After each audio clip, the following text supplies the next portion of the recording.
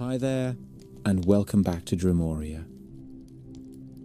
Tonight, we are going to slip out of ordinary time and walk into the old stories, the ones that sat beside the fire long before there were books or screens or electric light. If you enjoy these journeys through myth and legend, please remember to like the video and subscribe. It really is the best way to support the channel and to tell the strange keepers of the algorithm that you want more stories like this. Maybe you can tell us in the comments which tale from classic mythology is your favorite. Is it a love story that breaks your heart every time? A battle story full of iron and thunder? Or one grim little episode that refuses to leave your thoughts? Thank you for being here, wherever you are and whatever time it is. Get comfortable, close your eyes if you want, and let us begin.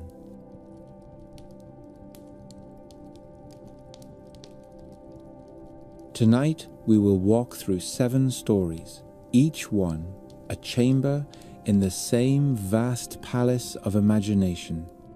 We begin with Europa, an Eastern princess whose name will roll westward like a tide, carried by the disguise of a god who wanted what he saw. We follow her brother Cadmus into the act of founding a city that will be haunted by its own greatness.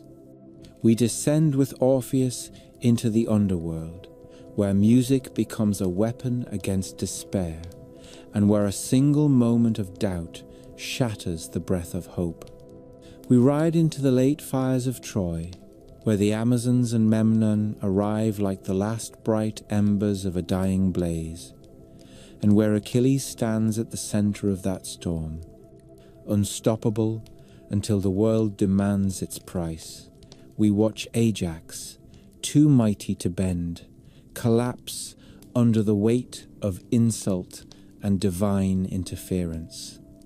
We cross into Roman song with Nisus and Euryalus, whose loyalty burns so fiercely that the night itself seems to mourn them. And we return to Odysseus, the man of many turns, meeting the Cyclops in a tale that balances horror and cunning like a blade held steady over the sea. Let's start with the myth of Europa and the god bull. The sea that cradles the eastern edge of the Mediterranean is not a quiet sea. Even when the water lies smooth as polished stone, the coast remembers motion. It remembers oars, the creak of hulls, the bite of salt into rope, and the slow drift of stories from one shore to another. Long before the poets of Greece sharpened these myths into the forms we know, merchants and sailors carried names and gods like cargo. A princess from the rising sun could become a legend in the West. A gentle animal on a beach could turn into a divine mask. A single choice made in laughter could become the hinge on which an entire world swings. Europa belongs to that older world of crossings. Her home is usually placed in Phoenicia, a word that summons purple dye and cedar wood, harbors thick with trade, and a people whose lifeblood was the sea route. The Greeks imagined Phoenicia as glamorous and dangerous, a place of refined craft and foreign splendor. Whether Europa began as a local figure later absorbed into Greek myth, or was always part of the Greek storytelling imagination, is not something the ancient world would have worried over. Myths were not born with passports. They were adopted, reshaped, and claimed by the communities that needed them. She is introduced as a king's daughter, graceful and bright in the way youth can be bright, not yet aware of how often gods notice that brightness and mistake it for invitation. Her father, Agenor, is a ruler with the steadiness of a man who believes the world can be organized by command. Her brothers are princes of a confident house. In some traditions, Cadmus is among them, and will soon step into a story of his own. But Europa's tale begins before the roads split. It begins in peace. The beach is wide, the air is warm, the sky above her is the color of a polished gem, and the horizon is a thin blade of light. She is not alone. She is with companions, girls of the court or noble households, attendants who are also friends, who share the loosened manners of a day without ceremony. Their laughter is ordinary. Their ease is ordinary. That ordinariness is the point. The gods in these myths rarely intrude on a life that is already armored. They arrive where innocence is exposed. Zeus sees her. The king of the gods is not a simple figure in these stories. He is the thunder that protects order, the arbiter of oaths, the father of gods and men. He is also desire made careless, power that believes it is entitled to take anything that catches its eye. The ancient world did not smooth away this contradiction. It placed the contradiction at the center of the divine, as if to say that the forces governing human life are not neat or moral in the ways mortals wish they were. He does not come to Europa as a storm. He does not announce himself with lightning, because awe is not what he wants. He chooses cunning, which is a kind of humility that only a ruler can afford. He chooses the shape of a bull. Not a monstrous bull, not a wild beast snorting rage and blood, but a creature of impossible gentleness, white as sea foam, calm as a domestic animal that has never known hunger. The choice is elegant. In the cultures around the Mediterranean, bulls were symbols of kingship, fertility, and unstoppable force. In Crete, the bull already carried a religious gravity that later myths would tie to labyrinths, sacrifices, and the strange dance of human and animal identity. A god wearing that symbol is not random. It is a declaration of themes that will echo far beyond a single beach. The bull appears among the girls like something conjured from a dream. It lowers its head in a way that seems almost polite. Its eyes are dark and wide. It does not charge. It does not threaten. It allows human hands to touch it. Europa is cautious at first. That is how the story likes to dress her, as a girl with sense. Not the fool that later critics sometimes assume she must be, to climb onto the back of a strange animal. But the bull is patient, and patience is a powerful spell. The girls gather around it. They braid flowers and place them against its horns. They lay their palms along its neck. They speak to it as if it understands not only language, but affection. And perhaps it does. The old poets linger here, because this is the moment of seduction that does not look like seduction. It is sweetness, presented as safety. The god does not need force when he has charm. The more Europa trusts, the more the story tightens its net. At last, she climbs onto the bull's back. The moment is described in the smooth language of inevitability. She is laughing. She is unafraid. She is delighted by the boldness of her own choice. The girls around her cheer. The world does what it always does when youth tests its luck. It nods and lets the wager stand. Then the bull moves. At first, it is slow. A few steps. A gentle turn. The girls are still laughing. Then it breaks into a run that is not frantic but purposeful, and the sand begins to give way beneath its hooves. Europa is still holding on when the shoreline disappears under them and water rises around the bull's legs. The laughter stops. This is the instant when myth becomes a lesson about thresholds. The border between land and sea is a border between childhood and whatever comes after. She calls out, she stretches her arms. But her friends cannot reach her.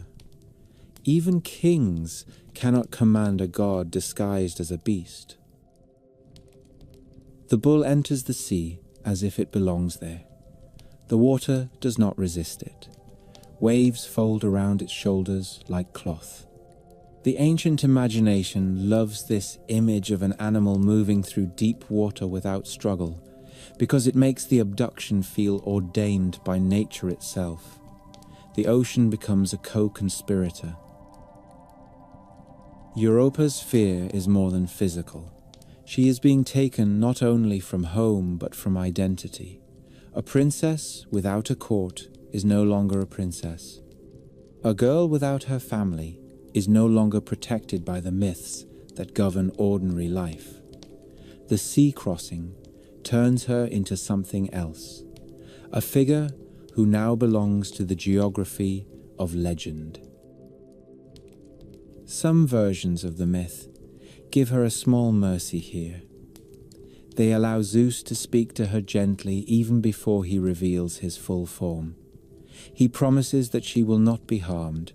He promises that she will become famous. He speaks like a god who knows how to wrap a truth in pretty cloth. She will indeed become remembered. That is not the same as being safe. They cross on a path of water that stretches to Crete. Crete in the ancient Greek mind is both real and enchanted. It is a large island with powerful cities, fertile plains, and a complicated history that modern archaeology has partly illuminated through the ruins of Minoan palaces and the artistry of their frescoes. The famous bull imagery of Minoan culture, the ritual scenes and the prominence of the animal in symbolism create a haunting resonance with the Europa myth. It is tempting to see the story as a Greek poetic attempt to explain why Crete felt older than Greece itself, why its myths were so saturated with bull imagery, why its kings and gods seemed to wear the skin of something primal. When they reach the island, Zeus reveals himself. The scene is sometimes gentle, sometimes frightening, depending on the poet and the era and the audience. In one telling, he casts off the disguise and stands as the ruler of heaven, magnificent and terrible. In another, he approaches her with a tone of persuasion, as if he still needs her consent even after the theft. The tension in these versions reminds us that ancient myths were living things. They changed with the values of the communities that repeated them. Europa becomes the mother of sons who will shape the mythic destiny of Crete. Minos is the most famous. In later stories, he will become a king of great authority, associated with law, sea power, and eventually the grim tale of the Minotaur and the labyrinth. The myth ties the legitimacy of Cretan power to a divine union, an ancient political move hidden inside a tale of romance and abduction. A king born from Zeus can claim a sacred inheritance. An island ruled by such a line can claim a destiny larger than its size. The myth does not linger long on Europa's feelings after the crossing. This is one of its crueler silences. The ancient storytellers often cared deeply about male heroism and divine drama, but they rarely grant women the full interior space that modern readers ache for. Yet the outline of her life suggests a woman who becomes a bridge between worlds. She is an Eastern princess pulled into the center of Greek mythic geography. She becomes a symbolic mother not only of kings, but of the idea of cultural crossing itself. It is not an accident that her name will be connected to the continent Europe. The Greeks were fascinated by the notion of East and West, by the line where familiar customs faded into foreign marvels. Europa's story is a mythic explanation for that divide and that connection. Even the name itself has been interpreted in multiple ways. Some later Greek writers glossed it as a Greek word suggesting broad-faced, while modern scholars have also explored possible Semitic roots connected to directions or the setting Sunday. These etymologies are not conclusive, but they show how myths encourage people to read geography as destiny and names as prophecies. Her father does not accept the loss quietly. Agenor sends her brothers to find her, with the kind of stern command that feels noble in a palace and useless against a god. The search becomes a spreading ripple of new myths. This is where Cadmus steps outward from the margin of his sister's tale and into the center of his own. The structure is elegant. One divine act becomes the seed for multiple heroic journeys. A single abduction becomes the origin of cities and dynasties. When you look at this story through the lens of the wider ancient world, you can see how it functions as a myth of movement and power. The Phoenicians were famous seafarers. The Greeks knew they had brought writing and luxury goods across the sea. A story that begins with a Phoenician princess carried westward by a divine bull might reflect a cultural memory of Eastern influence traveling into the Aegean. It dresses the reality of exchange in the rich clothing of the sacred. The bull itself is a symbol that keeps deepening as the mythic cycle expands. Once Europa arrives in Crete, we are closer to the world of Minos, to the later demand that Athens send youths as tribute, to the monstrous child born from divine and bestial entanglement, and to the hero Theseus, who will navigate that maze. Europa's myth is not only a tale of a girl and a god, it is an opening chapter in a long Cretan saga of authority, sacrifice, and the costs of power. There is also a quieter human truth here, the kind myth often hides in plain sight. Europa is young. She is at the age when the world seems safe enough to touch. The bull's gentleness is a test of her instinct. The story is a warning disguised as romance. It tells an audience that the beautiful thing that approaches without threat may still be the beginning of an irreversible change. And yet the myth is not content to be only cautionary. It also offers a kind of awe. The sea crossing is terrifying, yes, but it is also grand. It transforms a mortal figure into a cosmic one. A girl who would otherwise be a footnote in a royal genealogy becomes an immortal name. The ancient world often balanced suffering with significance, as if fame were a currency that could purchase meaning even when happiness was denied.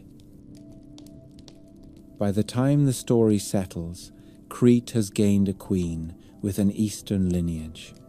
The gods have stamped their authority upon an island whose myths will dominate imagination for centuries. And the human world has been set in motion.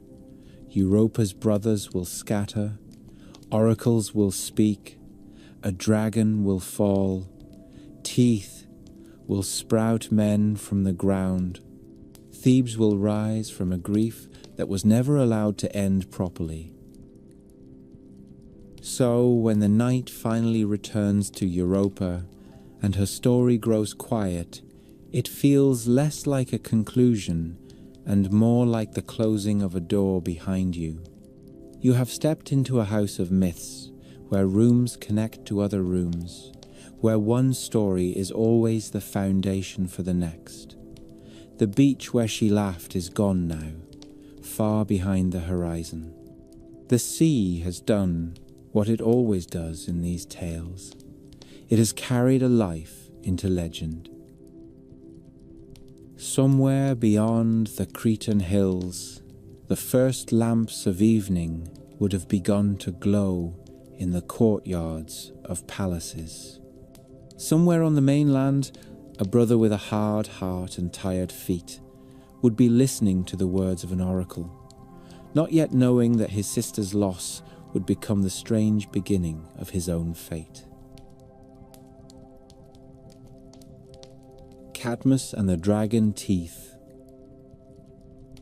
Agenor was a king who believed grief could be governed. When Europa vanished from the shore, he did not stand in the doorway of his palace and accept that gods have their own appetites and their own routes across the sea. He did what rulers often do when the universe humiliates them. He turned pain into policy.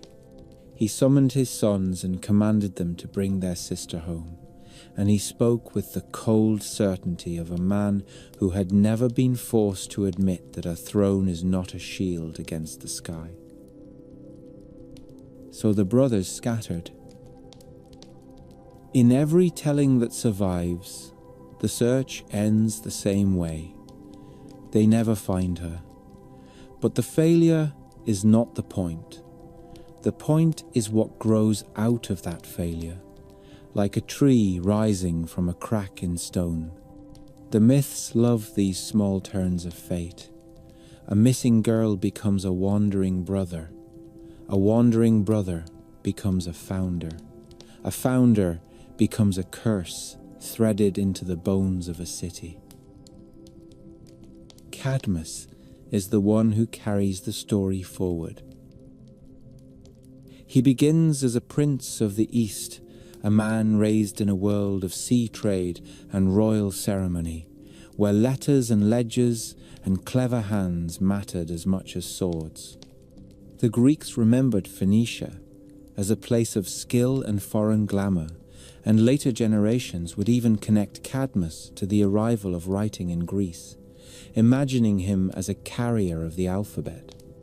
That detail comes to us from later tradition, and it may reflect cultural memory more than literal history. But it tells you how the Greeks wanted to think about him, a stranger who becomes foundational, a foreigner who plants something that later generations will call their own. He journeys westward with the weight of his father's command on his shoulders. The greater weight is the quiet shame of returning empty-handed. To fail in a king's household is not only to disappoint a parent, it is to risk erasing your own identity. The road carries him into the Greek world. The oracles appear when a myth wants to pivot. The oracle is the hinge of destiny, the moment when a human life is redirected by a voice that sounds like the wisdom of the earth itself. Cadmus goes to Delphi, where Apollo's power is sharp and clean and merciless. The shrine was one of the most famous sacred centers in the Greek imagination, a place where city leaders and ordinary people alike sought guidance. The historical Delphi was a complex institution with priests, rituals, politics, and wealth. The mythic Delphi is simpler. It is the mouth of the world speaking truth.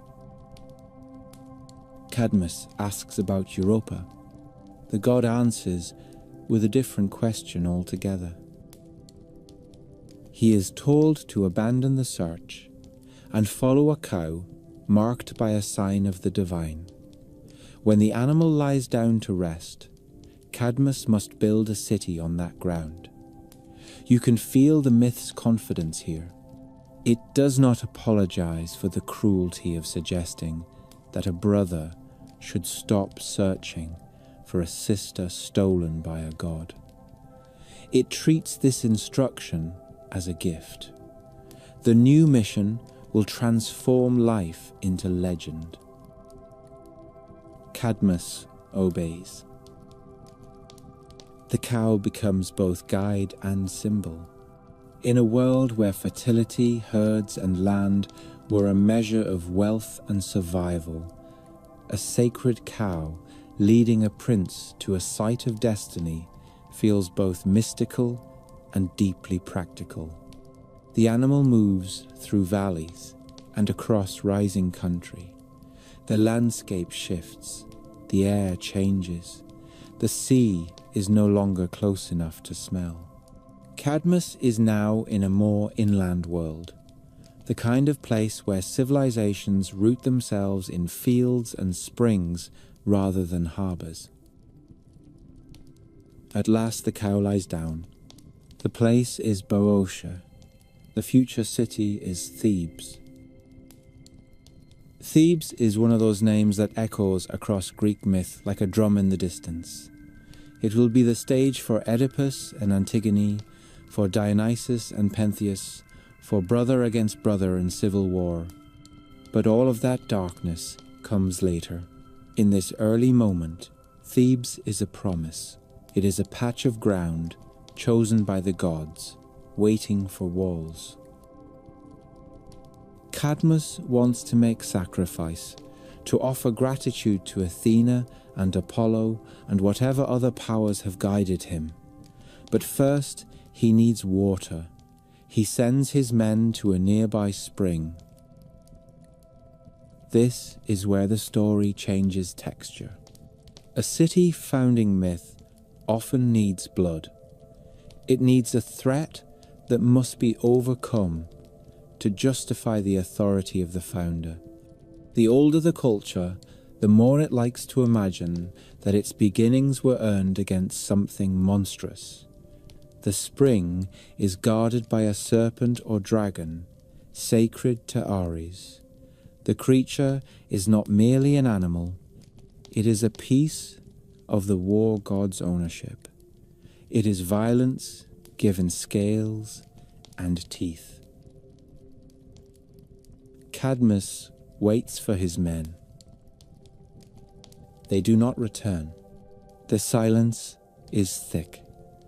In a real camp, silence after a command is often the earliest sign of disaster.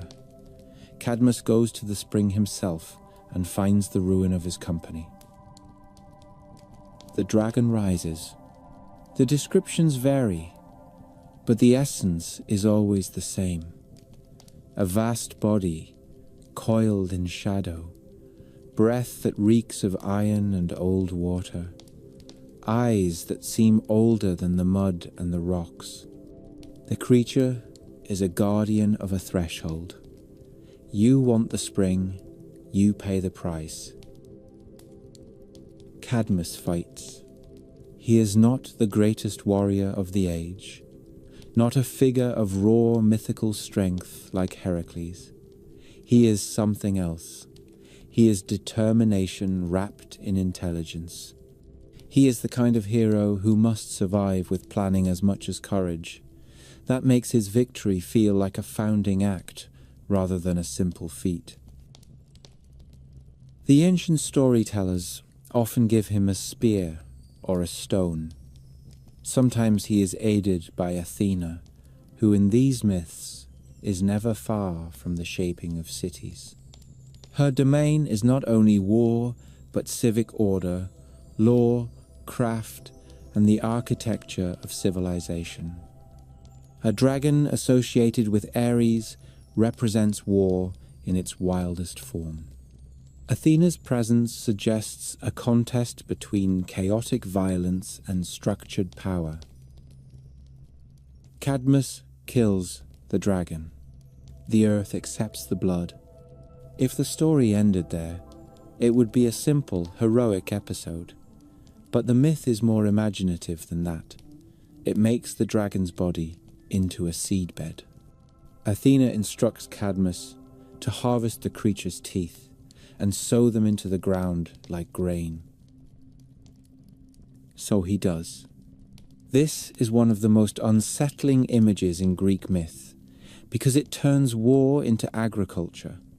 The teeth are like ivory blades, each one a promise of violence. Cadmus plants them, the soil trembles. And men rise.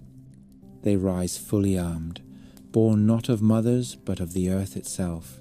The Greeks called them the Spartois, the sown men. Their armor catches the light, their eyes are already hardened. They are warriors without childhood, which is to say, warriors without mercy. They do what warriors often do when no enemy is given to them. They turn on each other. The battle is sudden. The newborn soldiers clash in the dust, breaking spears on shields, choking the air with cries that feel older than human language. Cadmus watches, and the myth gives him another moment of cleverness. He throws a stone among them, and in the confusion they accuse one another of the insult. The war intensifies. Brother kills brother. The earth that birthed them is quickly fed with their blood. Only a few survive.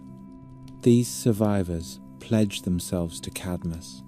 They become the first noble lines of Thebes, the ancestral roots of houses that later tragedies will name and curse. You can see how this story might function as an aristocratic origin myth. It grants the elite a lineage that is literally sprung from sacred soil. Thebes begins to take shape. Walls rise, temples are planned, streets are laid out in the messy, hopeful way that early cities grow. The myth does not dwell on this construction in detail, yet you can sense the presence of real historical memory beneath the narrative. Thebes was indeed an important center in the Bronze Age and later periods. It was powerful enough to be feared and rivaled. A myth that explains its origins with a foreign prince and earthborn warriors gives the city both glamour and authority. But the gods do not let Cadmus take victory without cost. The dragon was sacred to Ares. Killing it is both a heroic necessity and a religious crime. The Greek imagination loved the idea that the act needed to build civilization might offend the forces of nature and war. In some versions, Cadmus must serve Ares for a period of years as penance. The detail varies, sometimes 8 years, sometimes longer, but the heart of it remains. A city can be founded on violence, but the founder must still settle accounts with the powers of violence. Then comes Harmonia. She is often said to be the daughter of Ares and Aphrodite, which is a perfect mythic pairing for a woman whose name means harmony. She is the child of war and love, the living symbol of the balance between conflict and attraction that keeps human societies from tearing themselves apart entirely. Cadmus marries her. The wedding is one of those luminous interludes the myths use to briefly soften the world. The gods attend, gifts are given. In some traditions, the famous necklace of Harmonia appears here, a beautiful object that carries a curse forward into the next generations. The Greek stories are fond of these cursed heirlooms. They are physical reminders that the past can sit quietly on your throat and tighten its grip years later. For a moment, the story lets Cadmus be happy. His city stands. His marriage binds him into the divine network. His name will endure. And yet Thebes is a city whose myths are strange in their gloom. The house of Cadmus will be tested again and again. His descendants will suffer the brutal logic of tragedy, as if the dragon's blood never truly left the soil, as if the earth never forgave the violence that was used to claim the spring. When you step back from the narrative, you see how many themes are concentrated in this one tale. There is the motif of the foreign founder, the outsider who arrives with an oracle's blessing. Many Greek cities have similar legends, stories that explain identity by tracing it to a person who is both chosen and displaced. In Cadmus, this becomes particularly potent because he is connected to an Eastern world that the Greeks both admired and feared. There is also the tension between Ares and Athena, between violence as chaos and violence as instrument. A city must be defended. A king must be capable of warfare. But the myth insists there is a price to pay when war is honored without restraint. And there is the astonishing symbol of the Spartoi. They are more than a dramatic image. They are a statement about the nature of elite power. To claim that your noble ancestors sprang from the earth is to claim inevitability. It makes your status feel natural rather than political. It also anchors the city in its land. These are not migrants. These are men with the soil in their bones. Modern readers sometimes want to interpret this episode as a faint echo of real conflicts between incoming groups and older local populations. That may be part of the story's deep memory. Myth often compresses centuries into a single scene, but even if no single historical event lies behind the dragon's teeth, the logic of the tale still reflects the anxieties of early societies. Who belongs? Who has the right to rule? What violence was required to turn contested land into a city? Cadmus's story is also a bridge between the myth of Europa and the later saga of Thebes. He is the brother who could not bring her home. In a way, he transforms that helpless grief into architecture. He cannot reverse the divine act that stole his sister, but he can build something permanent out of the ruins of that command. The myth is cruel, yet it grants him the dignity of a new destiny. As the years pass in the story's shadowed background, Thebes grows into a name that will command reverence and dread. The rituals of the city deepen. The gods receive their offerings. Children are born into a lineage that is both glorious and precarious. Cadmus ages. In some versions of the myth, his end is quiet and strange. He and Harmonia leave Thebes after the tragedies of their family become unbearable, journeying to a land associated with Illyria. There, in a final metamorphosis that feels like mythic punctuation, they are transformed into serpents. The founder who killed a dragon becomes a dragon himself. The cycle closes, not with moral clarity, but with symbolic symmetry. It is a haunting ending if you stop to think about it. Perhaps the ancient storytellers were suggesting that the line between hero and monster is thinner than we like to imagine, or that founding a city means binding your soul to the deep forces of the land so completely that you eventually take on the shape of what you once fought. Or maybe the transformation is simply the myth's way of honoring the strange holiness of serpents in ancient religion, creatures who represented both danger and renewal, death and rebirth, guardianship and curse. However you read it, Cadmus's tale is not a simple story of triumph. It is a story of building a future while carrying the ache of what could not be saved. It is the kind of myth that ancient audiences likely loved because it validated both their pride and their fear. Thebes could claim a founder chosen by an oracle, aided by Athena, honored by the gods.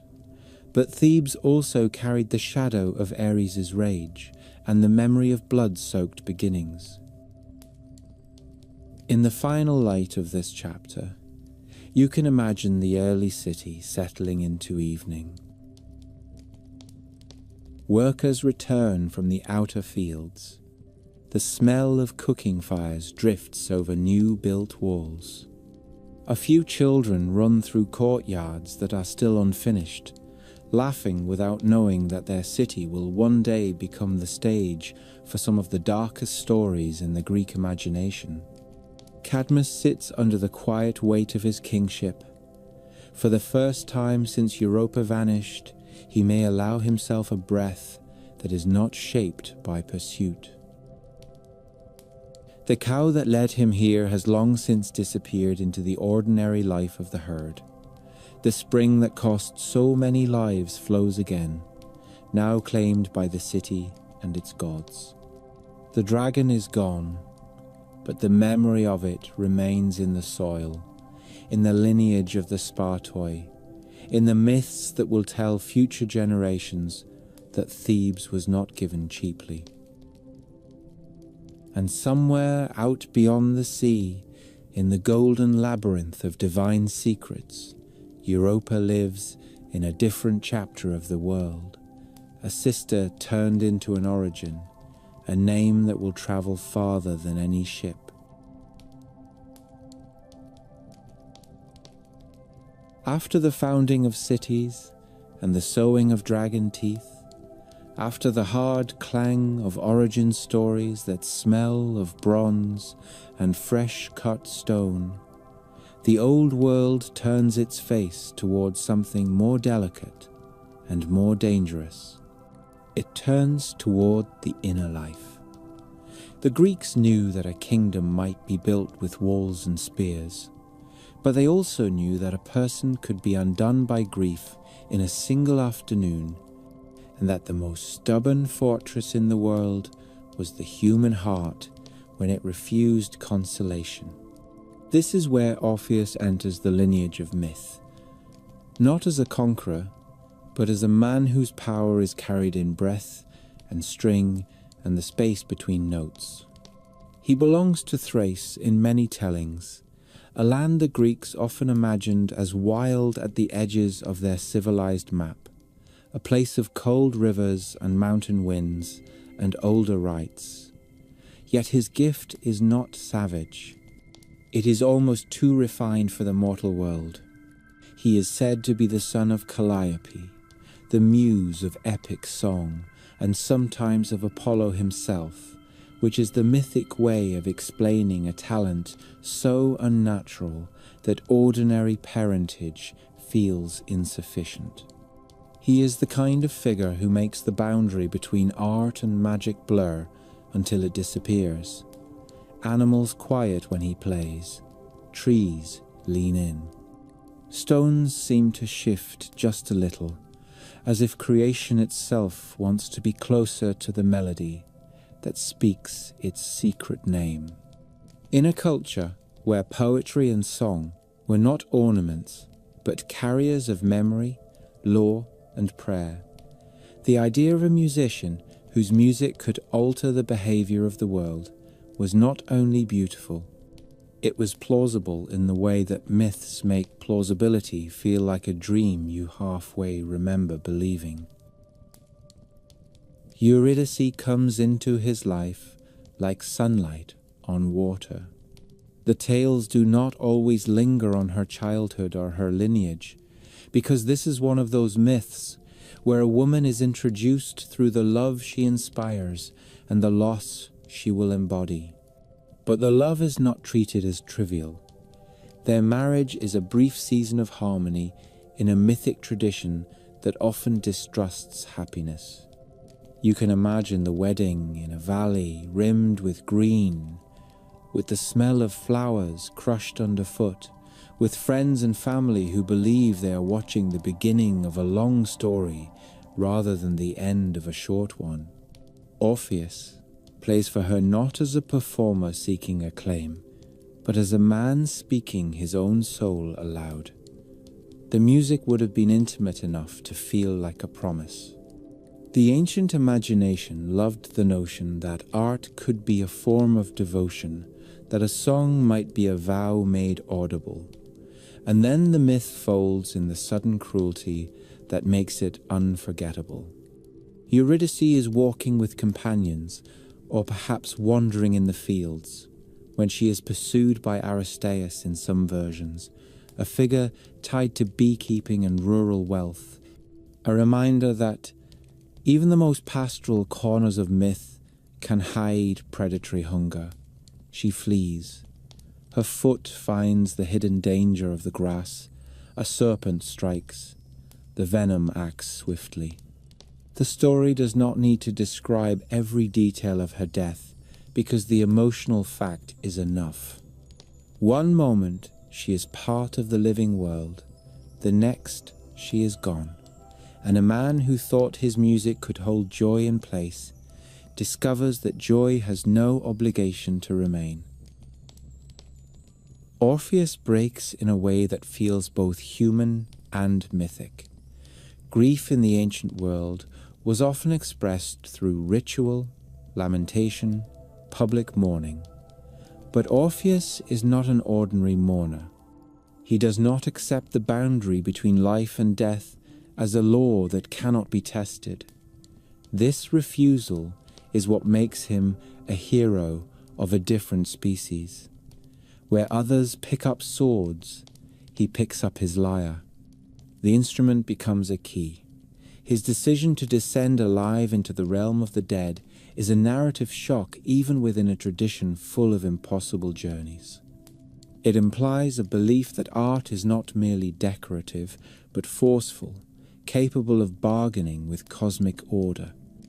He travels to the places where the earth begins to feel like a doorway rather than a foundation, to a cave mouth or a sacred fissure. And the myth invites you to imagine that as he steps down, the temperature changes. The air thickens. The story itself grows quieter, as if it is respecting the gravity of what he is attempting. The underworld in Greek thought is not hell in the later moral sense. It is a kingdom of inevitability, ruled by Hades and Persephone, structured by rivers that are less geographical than psychological. The Styx, the river of oaths, the Lethe, the water of forgetting, the Acheron, associated with sorrow. These elements form a map of the human condition as much as a literal landscape. He cannot. The gates do not open twice for the same plea. The myth would be less powerful if it offered him a second bargain. He returns to the upper world with a grief that is now doubled by guilt. He did not merely lose Eurydice. He lost her by failing a test that seems designed to expose a human weakness the gods already know too well. If earlier myths show the gods seducing or tricking mortals, this one shows the gods offering a path that is almost merciful. then letting human nature ruin it. The story becomes an anatomy of regret. Orpheus withdraws from ordinary life. Some traditions say he rejects the love of women, choosing solitude or other forms of companionship, which later writers interpreted in different ways depending on their own cultural lenses. What matters for this narrative is not the social detail, but the emotional consequence. He becomes a man who cannot return to the simple, communal rhythms of living. His music changes. It is still powerful, perhaps more powerful than before, but now it carries a shadow that even the birds and trees can feel. In the ancient world, music was associated with order, with the tuning of the soul to cosmic harmony. Orpheus's sorrow suggests that even harmony can be wounded, that a perfect instrument can be used to play a broken song. His end is as violent as his love was tender. In some tellings, the women of Thrace, often identified with frenzied worshippers of Dionysus, turn on him. The reasons vary. He has rejected them. He has turned away from the wild god's rites. He has set his devotion elsewhere. The mythic logic is that a man who enters the underworld and returns is no longer entirely safe among the living. He has crossed a boundary that ordinary society cannot tolerate. The women tear him apart. It is a savage image, but also a ritualistic one, echoing the ancient notion that ecstatic religion can be both sacred and terrifying. His head and lyre are cast into a river. The current carries them toward the sea. The head continues to sing. The instrument continues to sound. This is one of the most striking claims in Greek myth, the idea that art is so bound to identity that it can outlast the body, that a song can survive even when the singer has been reduced to silence by human hands. Later tradition expands this into the world of mystery cults and philosophical religion. Orpheus becomes a figure linked to secret teachings about the soul, purification, and the hope that death might not be the final erasure it appears to be. The Orphic movement, as modern scholars describe it, is difficult to pin down as a single institution, but ancient evidence suggests clusters of beliefs and rituals associated with Orpheus's name, including ideas about reincarnation, ascetic practices, and the soul's journey beyond the grave. Gold tablets, found in graves, inscribed with guidance for the dead in some contexts, reflect a religious landscape where people sought more personal assurances about what awaited them after life. Whether Orpheus was the original source of these ideas or a mythic emblem adopted by later spiritual movements, his story fits the hunger that drove them. If a man could nearly retrieve his wife from death, perhaps death itself was negotiable in ways that official civic religion did not emphasize. Or perhaps the myth was a poetic way of saying that the only true rescue from oblivion is remembrance, that we survive in the songs others sing of us. The story remains alive because it refuses to be only one thing. It is a love story, but not a comforting one. It is a story about art so powerful it can still the jaws of the underworld, but not powerful enough to heal a single human impulse toward doubt. It is a story that honors perseverance, while admitting that perseverance can crack at the final step. It is also a story about the cost of looking back, about how memory can be both sanctuary and trap.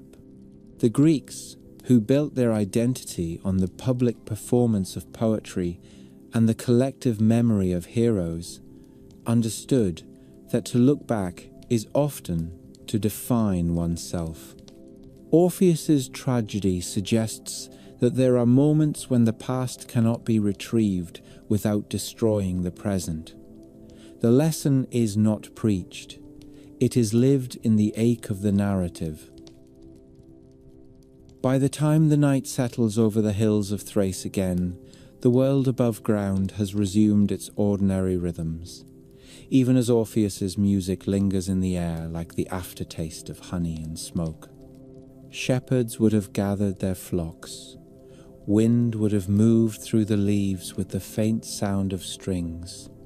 Somewhere, a small household lamp would have been lit against the dark, and a lover might have paused, thinking of the thin line between trust and fear, between patience and panic.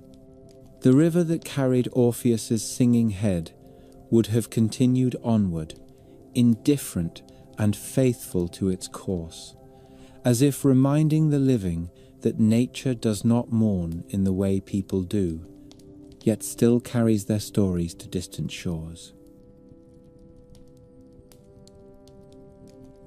The battles with the Amazons and Memnon. The Trojan War has a way of swallowing time. By the point where our story turns back to its smoky shore, the war is no longer a clean contest between two proud peoples. It is a long season of grief that has hardened into routine. Men wake to the same wind off the Hellespont, eat the same rationed bread and salted meat, and walk past the same lines of ships as if they are passing the ribs of a great beached animal. The songs that once promised swift glory have grown rough with repetition. The kings are older in the face, the soldiers are thinner in hope. The Trojan plain has been trampled so many times that the earth itself must feel exhausted. This is the late war, the war after the brave speeches have expired, when endurance becomes just another kind of courage. The Iliad gives us the heart of this conflict, but the world of myth never lets the war end there.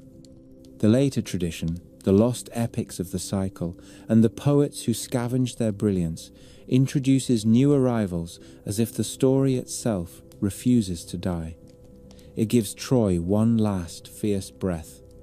It gives the Greeks one last taste of dread. It brings on the Amazons, then Memnon, and it throws Achilles into the center of these final storms, like a blade that has not yet learned how to dull. Achilles at this stage is both man and omen.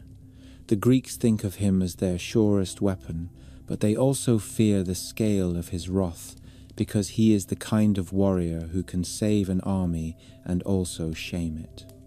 His mother is Thetis, a sea goddess who tried every trick of divinity to prevent his mortality from swallowing him, and every version of his childhood carries the same anxious truth. He is destined for greatness that ends early. He knows it in his bones even when he does not say it aloud. The mythic imagination treats him like a candle made of rare wax, brilliant and doomed to burn too fast. After Hector's death, after the great griefs and triumphs that follow Patroclus, Achilles stands in a strange balance between exhaustion and invincibility. The Trojans recoil at the mention of his name. The Greeks exhale when they see him stride onto the field. He is the war's sharpest fact and its most dangerous myth. Then Penthesilea comes. The Amazons have always lived in the Greek imagination as a frontier of possibility and fear. They are women who fight like men, who live by laws that seem to deny the domestic order the Greeks considered natural. Whether the Amazon myth echoes distant memories of steppe warrior cultures, or is primarily a symbolic invention, the stories treat them as real enough to be terrifying. They are skilled horsewomen, archers with deadly patience, disciplined formations moving across open country like wind over grass. In art and poetry, they are exotic and noble and doomed, the perfect enemy for a hero who must prove not only strength, but the rightness of his world. To fight an Amazon is to fight a mirror that refuses to flatter you. Penthesilea is called Queen. Some traditions say she comes with an inner wound, a guilt that drives her to Troy as much as loyalty to Priam. She has killed her sister by accident in a hunting frenzy or a battlefield confusion, and the stain of that moment follows her like smoke. You can feel the myth shaping her as a tragic figure rather than a simple invader. She is not merely brave. She is seeking redemption through danger, which is a very Greek idea of purification. She arrives at the gates of Troy with her warriors and their gleaming gear, and for a city that has watched hope bleed out year after year, her presence is like sudden sunrise. The Trojans have lost too many champions. Their allies have thinned. Their walls still stand, but morale is a more fragile rampart. The Amazons riding in from the edges of the world bring the thrilling illusion that fate might still be persuaded. The first clashes are fierce and quick. The Amazons do not fight like desperate defenders. They fight like an army that has chosen this war, which makes them more dangerous than men who are simply trying to survive. Greek lines tighten. Trojan spirits lift. The plain that has been the stage of so many male legends now hears the thunder of hooves and the sharp singing of women who have been trained to treat fear as a small thing. The poets who told this story loved the contrast. Achilles is the greatest of Greek men, the archetype of heroic violence. Penthesilea is the greatest of Amazon women, the archetype of heroic defiance. Their meeting is inevitable, in the way myths are inevitable, as if the story itself demands that two symbols collide to decide which world will be allowed to endure. When they finally face each other, the fight is described with the kind of grandeur that suggests the poets knew they were writing the last bright chapters of Troy's defense. Penthesilea is swift and fearless, not reckless, but intensely alive in the way a doomed champion often is. Achilles is a storm that has learned to take human shape. Spears flash, shields ring. The surrounding soldiers fall back, because even in a war that has seen gods descend into the melee, there are moments when everyone understands that they are watching something larger than strategy. Achilles kills her. The exact mechanics vary by telling, but the essence is constant. The Amazon queen falls by the hand of the Greek, who is almost too great to be called human. Then comes the unsettling moment that has haunted this myth for centuries. Achilles looks at her face. The rage of combat drains away, and what remains is something softer and stranger. Some poets say he feels love or desire. Others say pity or awe. But the emotional truth is similar. He recognizes her beauty and her courage too late. It is a reminder that even the greatest warrior can be ambushed by the quiet power of what he has destroyed. The story adds a cruel human detail through Thersites in some traditions, a coarse Greek who mocks Achilles for his sudden tenderness. Achilles kills him for the insult, which is both an extension of his violent nature and a sign of how raw his emotions remain. The Amazons are defeated, but the war does not pause to honor them properly. It consumes their story and immediately hungers for the next one. For Troy, the arrival of the Amazons is a fierce spark, but sparks die quickly when the wood is wet with grief. The defenders have gained a legend and lost it within days. Still, the idea that Penthesilea rode to Troy at all matters. It shows the late war's desperate magnetism, how the city's fate has become the central drama of the mythic world, pulling allies from distant geographies and half-imagined realms. To the Greeks, this also reinforces Achilles' terrifying status. He is not only Hector's slayer, he is the conqueror of the Amazon Queen, a victory that symbolically reasserts the Greek vision of order over the wild frontier of alternative power. But the poets were not satisfied with one final ally.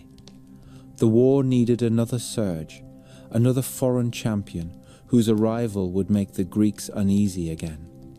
That champion is Memnon. Memnon enters the tradition with an aura of distance.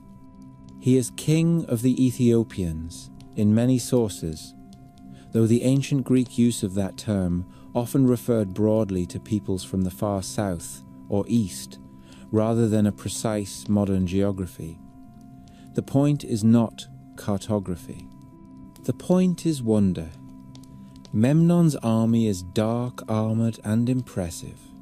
Another reminder that Troy's struggle has become global in mythic terms.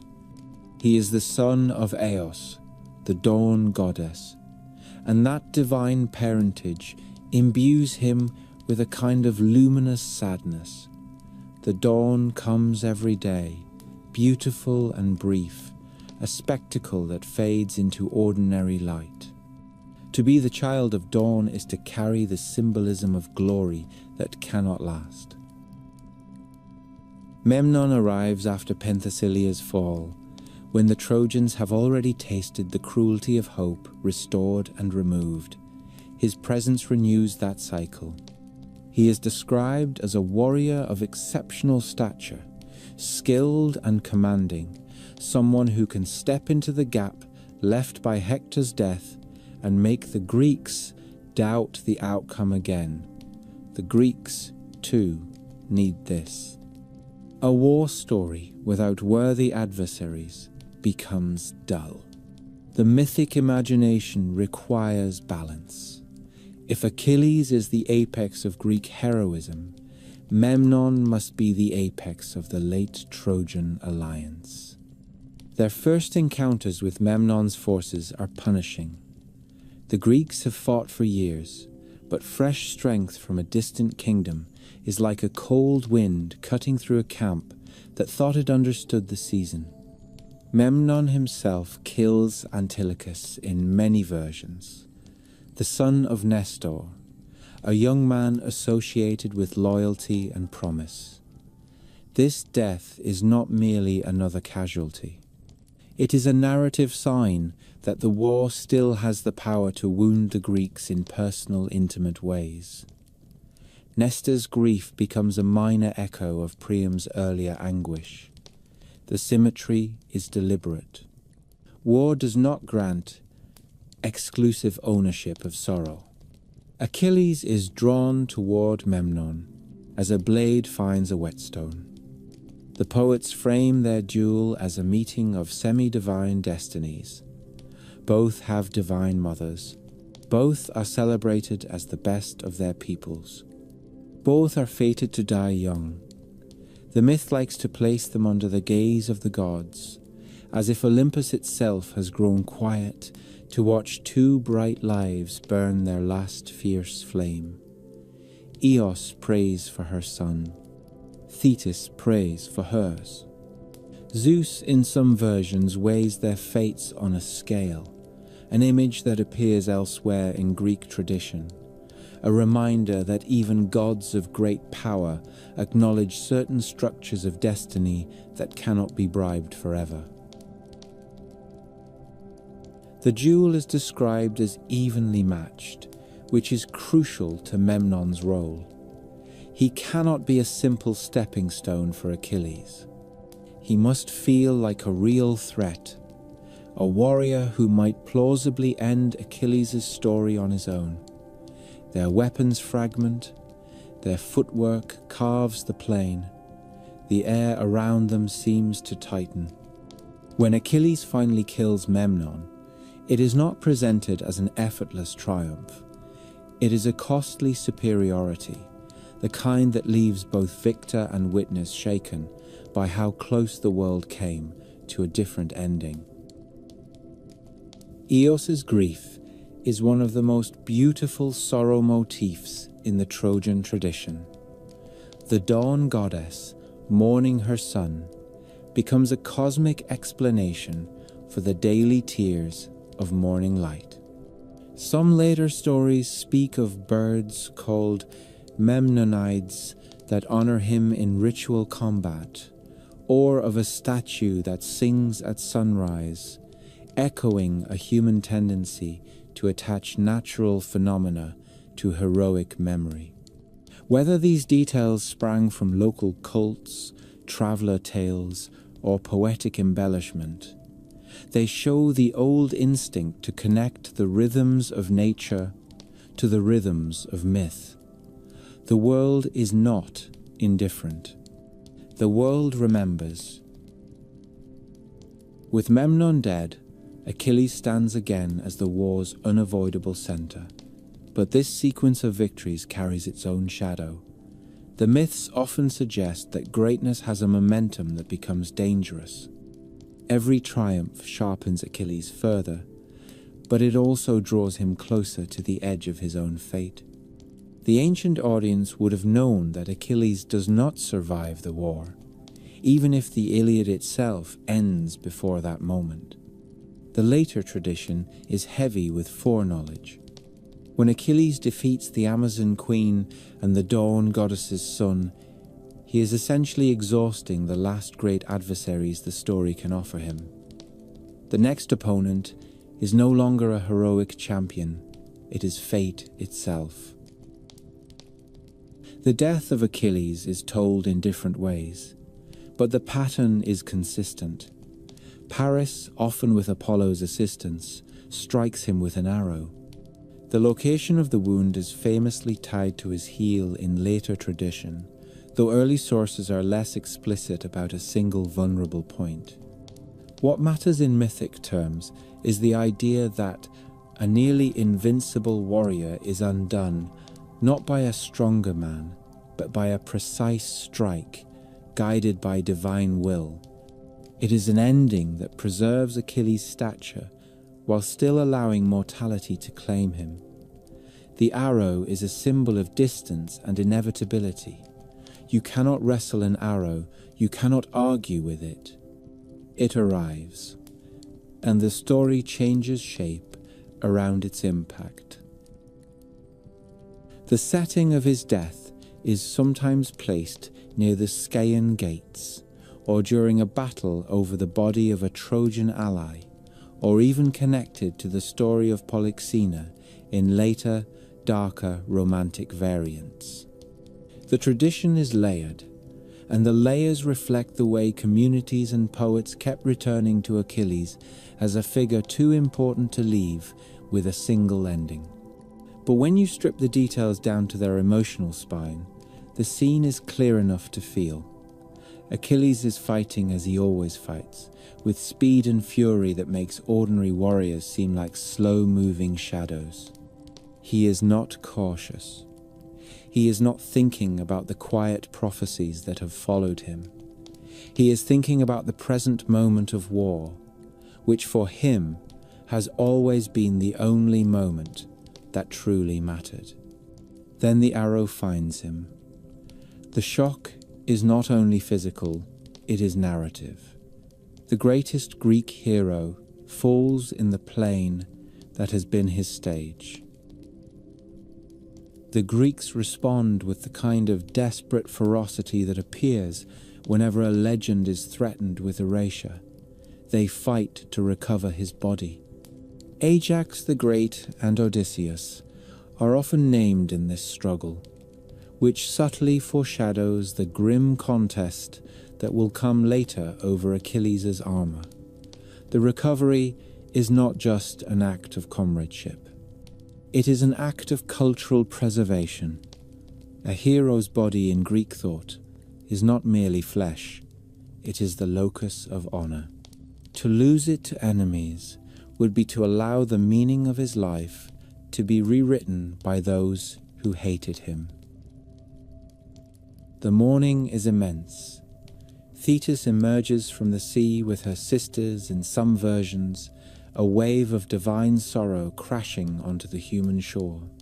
The funeral games, the laments, the rituals, these are part of the mythic machinery that turns death into immortal memory. Achilles has achieved the very bargain that haunted him from childhood, the short life with undying fame. The ancient listeners would have recognized both the grandeur and the tragedy of this exchange. Glory is expensive. It costs time, tenderness, and the chance to grow old into quieter forms of happiness. This is also the point where the Trojan War begins to feel like it is devouring its own foundations. Achilles was not only a champion, he was the symbol of Greek inevitability. If he can fall, then the war itself might be approaching the moment where victory is no longer a question of who is strongest, but who has the remaining will to endure the last ugly miles. The appearance of the Amazons and Memnon is in this sense a narrative strategy, as much as a mythic flourish. These episodes raise the stakes, expand the geography of the conflict, and allow Achilles to shine against the last great lights of Troy's alliance, before the story must concede that even the brightest hero cannot resist the closing of the net. In the background of these tales, you can feel the way Greek myth preserved fragments of cultural contact and imagination. The Amazons, as a warrior society located at the edges of the known world, may reflect Greek encounters with cultures where women had greater public visibility in riding and warfare. Or it may reflect the symbolic need to define Greek identity against a powerful inversion of gender expectations. Memnon's distant origin reflects the Greek awareness of lands beyond their own horizon, connected through trade and rumour and the long, fragile roots of the ancient world. The Trojan War in myth becomes an international stage, a place where the Greek imagination can place everyone it fears and admires, then resolve those fears and admirations through the grind of heroic combat. As evening descends on this chapter's part of the war, the Greek camp is changed. The sea is the same, the ships are the same, but something essential has shifted. Men speak of Achilles in the past tense for the first time, and that alone is a wound deeper than any spear thrust. The armor that once seemed like a second skin for an immortal spirit now lies quiet, waiting for the next argument among the living. The Trojans behind their walls might allow themselves a fragile exhale, not because they believe the war is won, but because the monster of Greek inevitability has finally bled. The plain that has swallowed so many names receives another, and the night wind passes over it like a soft hand that does not distinguish between victor and defeated. Lamps begin to glow in tents. Fires are fed. The older kings sit with the heavy understanding that the war is becoming a story that even they will not fully control anymore. The death of Ajax. After Achilles died, the war did not end. It only changed its voice. The Greeks had lived for years with the sound of his name, like a blade drawn in the dark. You could feel how much of their confidence had been built around him. How many plans and prayers had assumed he would always be there to turn the tide. When his body was carried back through the dust and the shouting, when the men saw the blood on the armor and the stillness of that face that had never looked truly afraid, something in the camp tightened and went quiet. The sea kept breathing against the shore. The ship stayed pulled up like a long line of tired horses. The kings moved with the same authority they had always worn, but even authority has moments when it feels like costume. Grief was not new to these men. The Trojan plain had been feeding on grief for a decade. But this grief was larger. It was grief for an era of the war itself. Achilles had been a guarantee. Now the Greeks had to remember what it felt like to fight without certainty. The funeral rites for Achilles were immense, not only because he had been loved, but because he had to be made into something that could outlast the shock of his absence. Thetis rose from the sea, in the mythic way the gods do when they want the world to understand that a death is not merely human sorrow, but a cosmic disturbance. The laments of the Nereids are part of that tradition that merges weather with emotion, as if the sky and the sea are obligated to echo the mourning of great figures. The Greeks burned offerings and spoke vows. They held games that honored his speed and skill, and gave the living a structure for their grief. In the ancient imagination, a hero's funeral was not a private event. It was a public act of meaning. A generation of warriors needed to see that even the most brilliant life could be shaped into glory after death, because otherwise fear would eat them alive before the next battle ever began. When the smoke thinned and the rituals approached their end, the question of Achilles' armor rose like a new fire. It was not a simple matter of inheritance. Armor, in the epic tradition, is identity made metal. It carries memory, status, and the story of who has stood in the center of danger and survived. The armor of Achilles had been forged by divine hands in the mythic telling, a gift of artistry and protection that felt almost too luminous for ordinary men. Whoever wore it next would not only gain protection, he would gain a claim to being the greatest of the remaining Greeks, and that claim would shape how the war was remembered. Two names stood above the rest, as if fate had placed them on opposite ends of the same scale. Ajax the Great was the most obvious candidate in terms of raw heroism. He was huge, the kind of man the poems describe as a tower in motion. His shield was famed for its size, his strength for its blunt inevitability. He had been the bulwark who held the Greek line when panic threatened to spread. In the Iliad, he rarely speaks in elaborate rhetoric. He acts, he stands, he fights. He is the sort of warrior whose honor is simple enough to be sacred. Next to Achilles, he had been the closest thing the Greeks had to a second thunderbolt.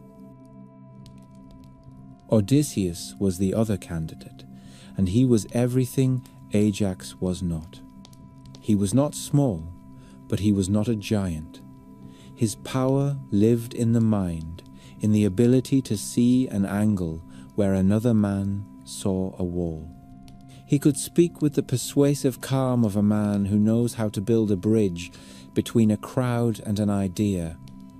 He had been crucial in councils, in plans, in moments when intelligence mattered more than force. The war itself had already begun to tilt toward strategies that required cunning as much as swords. In many versions of the tradition, and in the later memory of Greek audiences, Odysseus was the kind of hero who could win a prize not by the weight of his arm alone, but by the weight of his argument. The contest for the arms of Achilles, therefore, became a contest between two visions of what a hero should be. Ancient sources give different versions of how the decision was made. Some say Trojan captives judged it. Some say Greek leaders debated. Some say the choice was manipulated in the back rooms of power. The facts are less important than the emotional truth the myth preserves. Ajax expected the armor, not because he was greedy, but because he believed the world still operated by a clear code of merit. He had carried Achilles' body from the battlefield alongside Odysseus. He had served as the wall, while others maneuvered behind him. To a man like Ajax, the armor did not feel like a prize to win. It felt like the natural continuation of duty.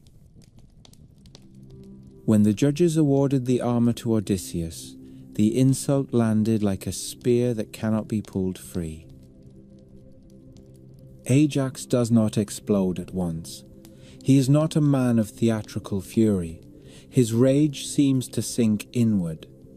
It becomes the kind of anger that burns behind the eyes while the face remains still. The Greeks around him might have mistaken this silence for acceptance, because war teaches men to hide pain until pain becomes part of your posture. But shame is a different creature. Shame is more intimate. It dissolves a man from the inside, especially a man who has built his identity on honor that is visible and agreed upon by others. The ancient world was deeply invested in the idea of time and kleos, honor and fame, as the currencies that outlast mortality. An insult to honor was not just a personal wound. It was a threat to your place in the song of history. Ajax had fought for years believing that valor was a ladder you climbed with blood and endurance. Now the ladder seemed to be made of words. This is where the tragedy begins to feel less like an individual breakdown and more like a cultural anxiety expressed through a single man. The Greeks loved cunning and admired it, but they also feared the possibility that clever speech could eclipse honest strength. Ajax becomes the embodiment of that fear.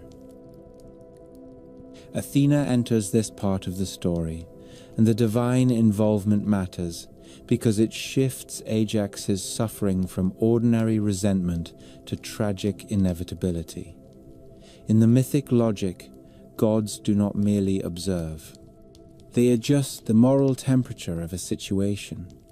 Athena had favored Odysseus for his intelligence, for his devotion to strategy, and for the kind of respect he showed to the divine order. Ajax had not necessarily offended her in a crude way, but he was a man who could feel too self-sufficient, too reliant on strength that might not leave enough space for humility before the gods. The ancient poets used this tension often. A hero who believes himself complete invites the gods to remind him that no human is complete. So Athena strikes Ajax with madness. Madness in Greek myth is not always presented as random illness.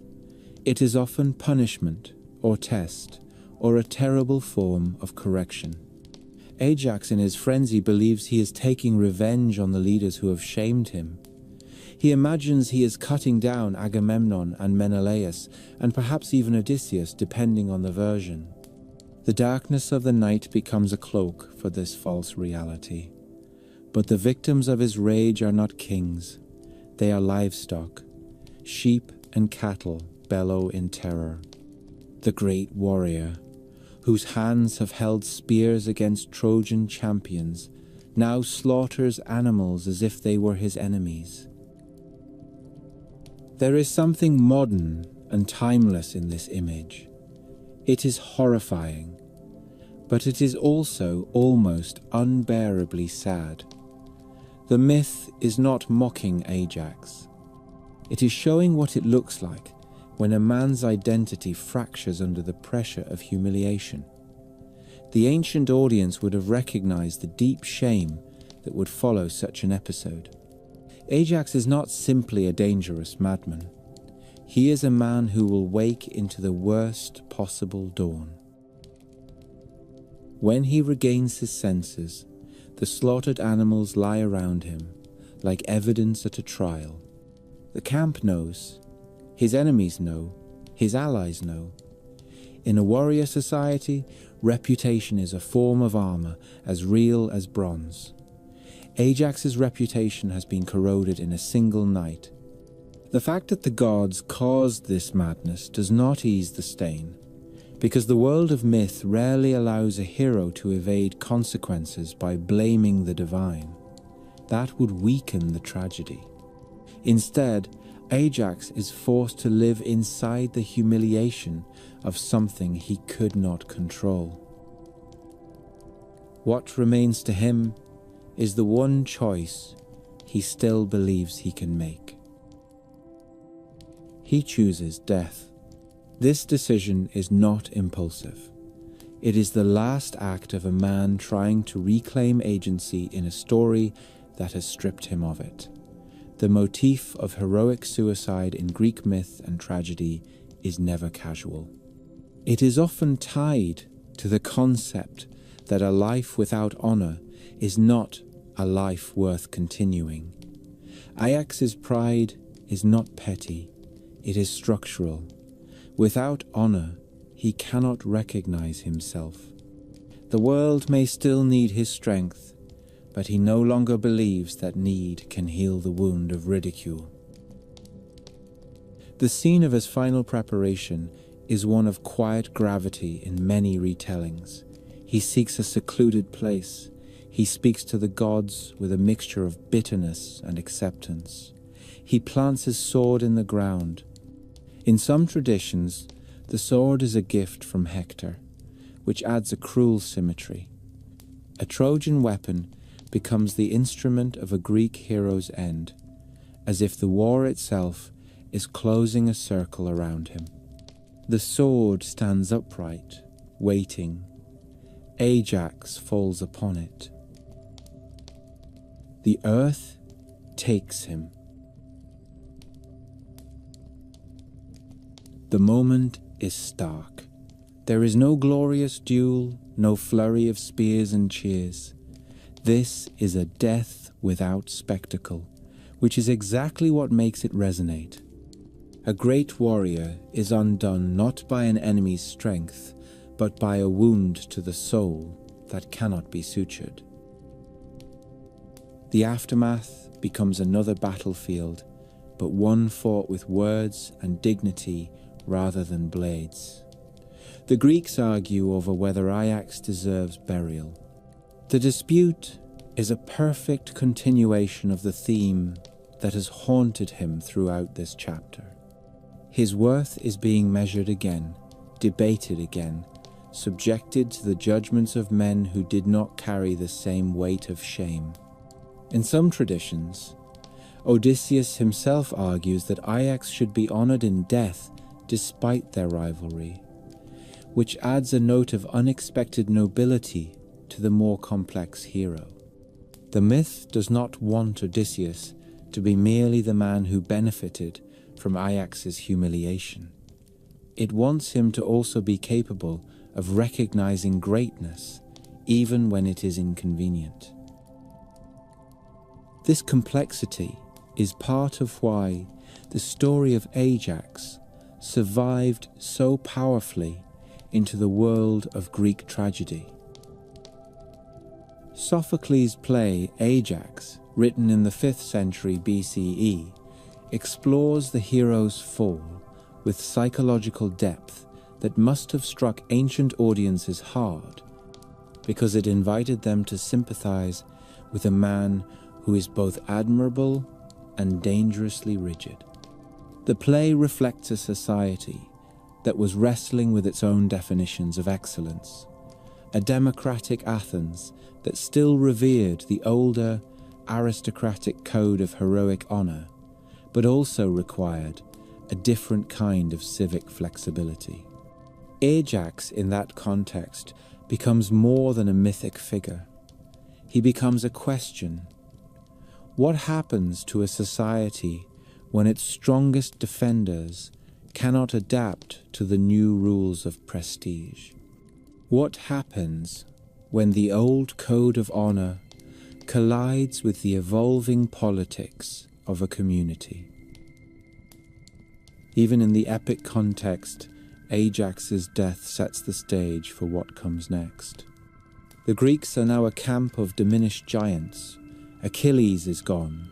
Ajax is gone. The war will still be won, but the victory will arrive through cunning more than sheer force, a direction that aligns with the rise of Odysseus as the essential architect of the final strategy. The Trojan horse, the deceptions and night raids and complicated moral compromises of the war's conclusion all feel like they belong to a world where Ajax would have struggled to find peace. His death is not only a personal tragedy, it is a symbolic turning point for the kind of heroism that will dominate the last pages of the Trojan story. Yet the myth does not treat him as obsolete. It treats him as necessary. Every culture that tells stories about war needs a figure like Ajax.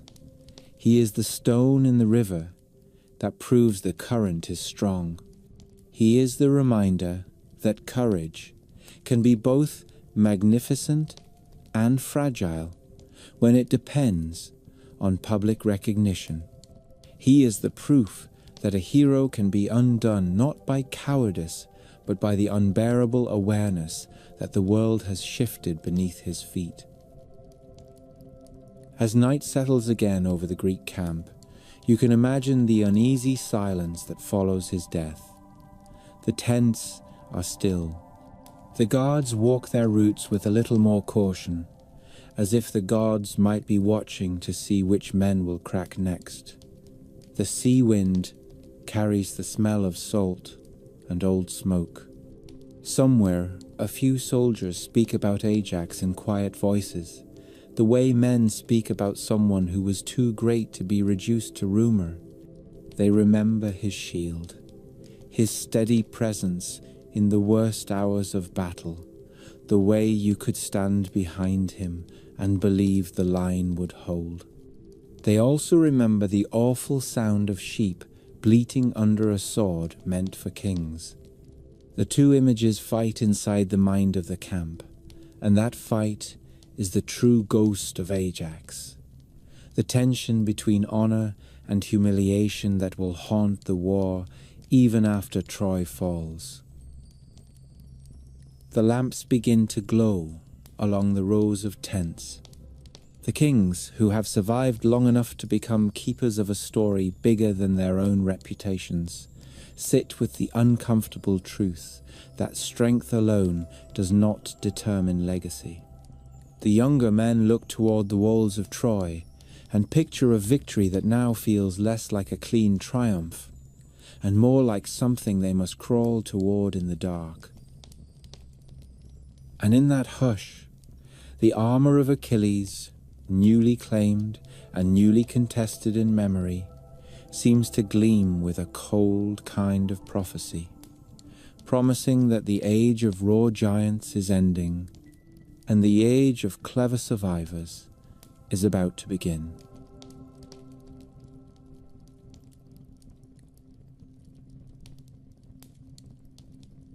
Nisus and Euryalus. The Trojan War ended in fire and deception, but the world that survived it did not find peace in the ash. The old stories have a way of insisting that victory is only a doorway, that the fall of a city is not the end of a people, and that a long suffering can cross the sea and be reborn in a new land with a new name. This is where the Roman imagination took up the Greek inheritance and shaped it into something both familiar and fiercely its own. When Virgil wrote of Aeneas and the wanderers of Troy, he was not simply retelling a tale of escape. He was building a mythic spine for Rome, tying the empire of his own age to the ruined towers of the ancient East, and asking his audience to see their power not as accident, but as destiny tempered by loss. Within that grand architecture, the story of Nisus and Euryalus rises like a smaller tower inside a larger city, intimate and brutal, a chapter of friendship lit by the cold light of war. The Aeneid is full of kings and prophecies, and the heavy machinery of fate.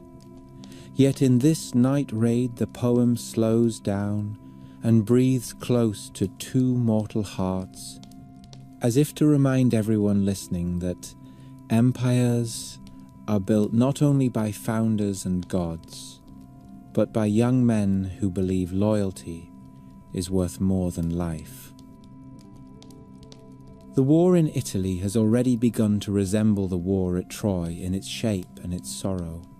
Aeneas has landed among unfamiliar rivers and forests, carrying the burden of his household gods and the memory of a city that only exists now in songs and nightmares. The Latins are not villains in any simple sense. Turnus is not a monster.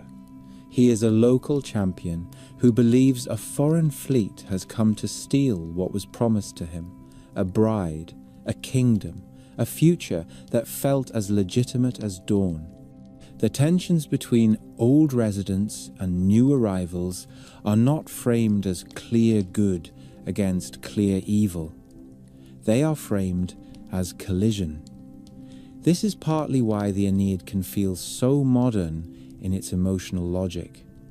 It understands that history is rarely a story of one side being righteous and the other being wicked. More often it is a story of two rights that cannot fit in the same narrow world. When Aeneas leaves the camp to seek allies, the Trojans are left behind their hastily built defences, threatened by Turnus and the Rutulians, an enemy force that is hungry to crush the newcomers before their roots can settle. The Trojan camp becomes a smaller echo of besieged Troy itself, but with an important difference. In this new war, the Trojans are not defending the city of their birth. They are defending the fragile possibility of their future. Nisus and Euryalus belong to that tense interim, the moment when a people is suspended between what they lost and what they have not yet earned. Nisus is often presented as older, experienced, gifted in speed and stealth, a man who has already learned that survival in war depends on more than courage.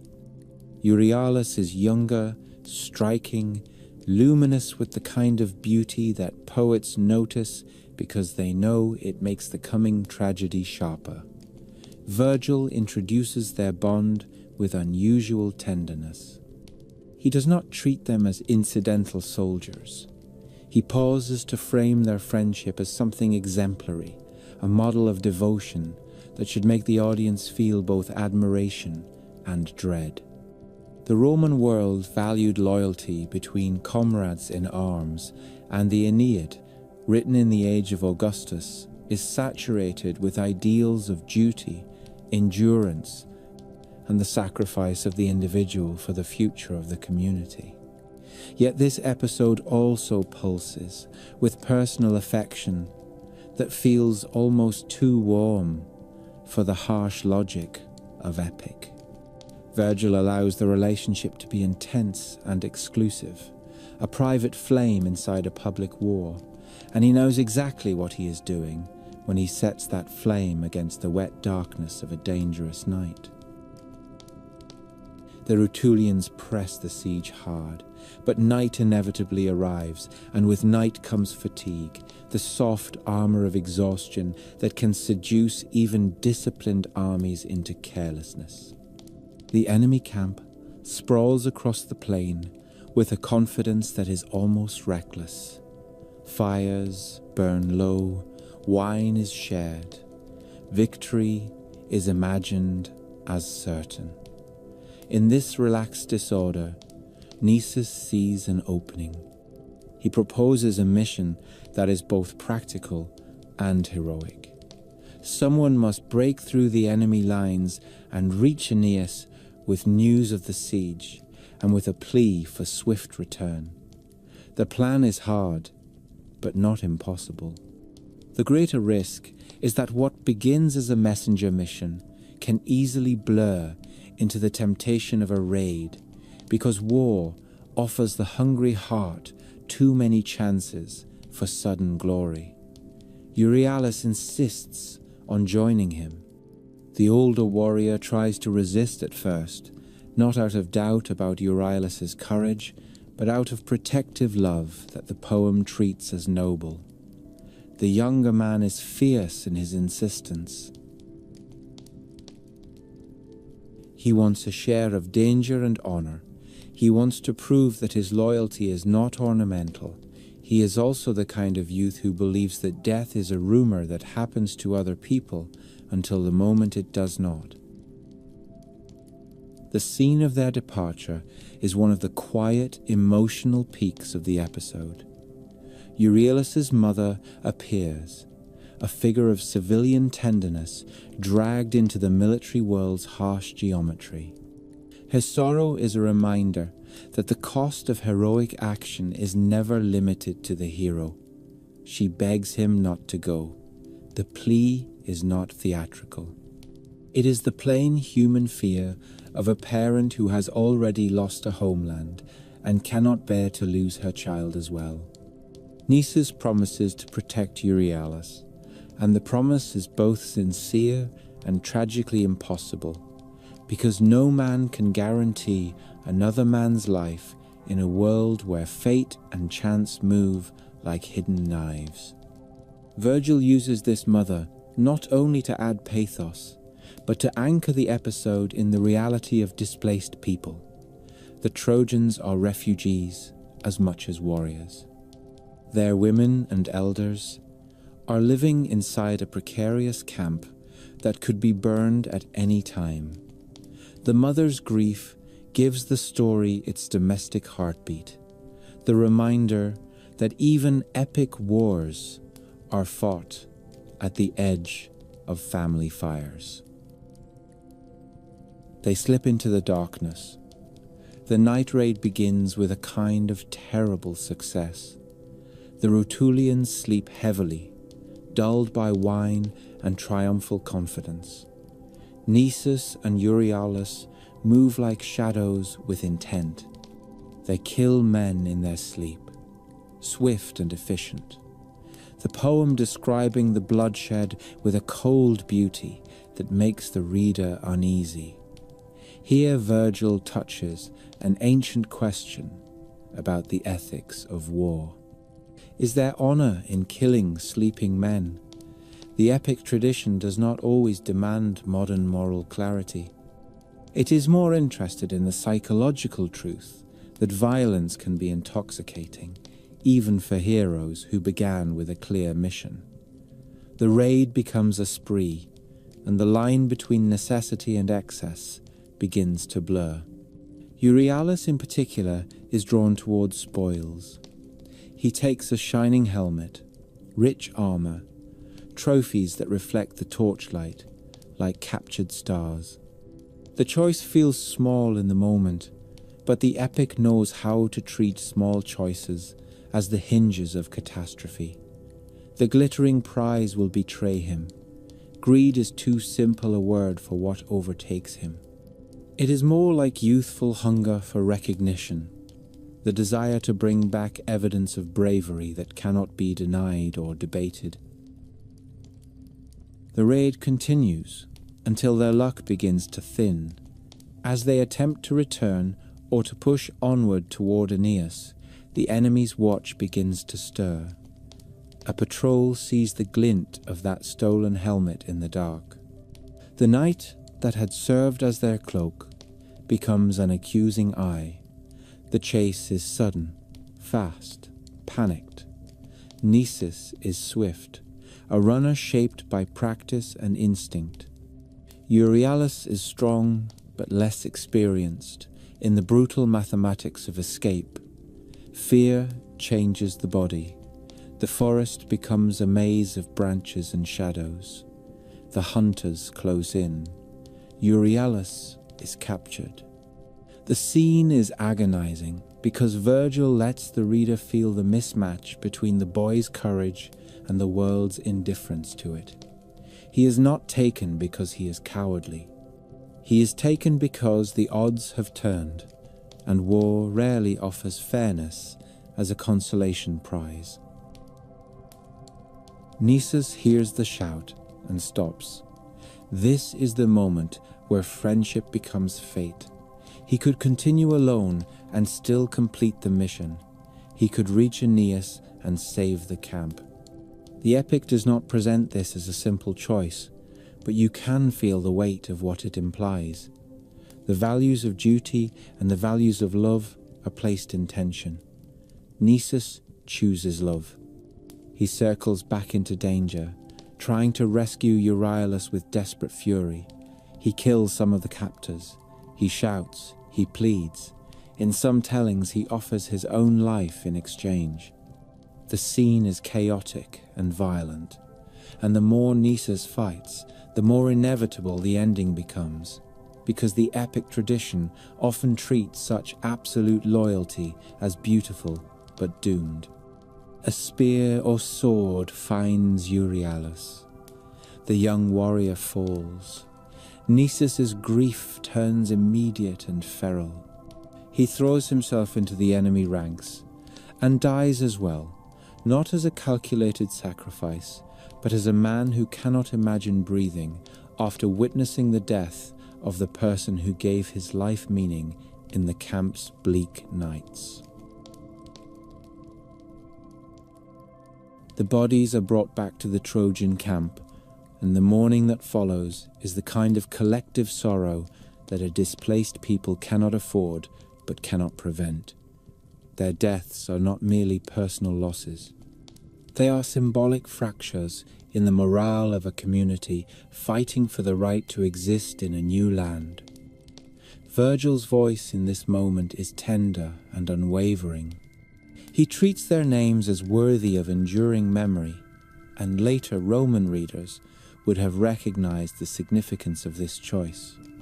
The Aeneid is at heart a poem about duty to the future, about the sacrifice of individual desire for the survival of the collective. Yet in Nisus and Euryalus, Virgil offers a different shade of virtue, the devotion to a friend that becomes its own form of sacred obligation. The episode is often read as one of the most emotionally intimate in the epic, and the reason is simple. The poem allows these two men to love each other with an intensity that stands out amid the political and divine machinery surrounding them. Their loyalty is not abstract. It is lived in the decisions of a single night. The historical imagination of Rome liked to think of friendship in war as a pillar of military excellence, and this episode fits that cultural value while also complicating it. The raid is brave and destructive. It is also arguably a failure in strategic terms. The mission to reach Aeneas is not cleanly fulfilled by them. The indulgence in slaughter and spoils exposes the danger of youthful ardor untempered by discipline. Virgil seems to understand that heroism can be flawed yet still worthy of mourning. This nuance is crucial for the Aeneid's deeper argument about what it means to build a nation. Founding myths cannot be made solely of victories and saints. They must also contain beautiful mistakes, the blood price of impulsive courage, because that is what makes the future feel earned rather than gifted. There is also a larger shadow in the way this episode mirrors and transforms Greek precedents. The friendship of Achilles and Patroclus stands behind many later tales of martial devotion. The bond of Orestes and Pylades in tragedy offers another model of loyal companionship. Virgil writes within a tradition that expects such pairs, but he gives Nisus and Euryalus a specifically Roman framing. Their story is not set in the old heroic age of Greece. It is set in the transitional age that will lead to Roman identity. Their deaths become part of the moral ancestry of Rome, a poetic claim that the virtues of loyalty and willingness to die for one another are woven into the nation's mythic bloodstream. And yet the poem refuses to claim that such virtues guarantee a happy outcome.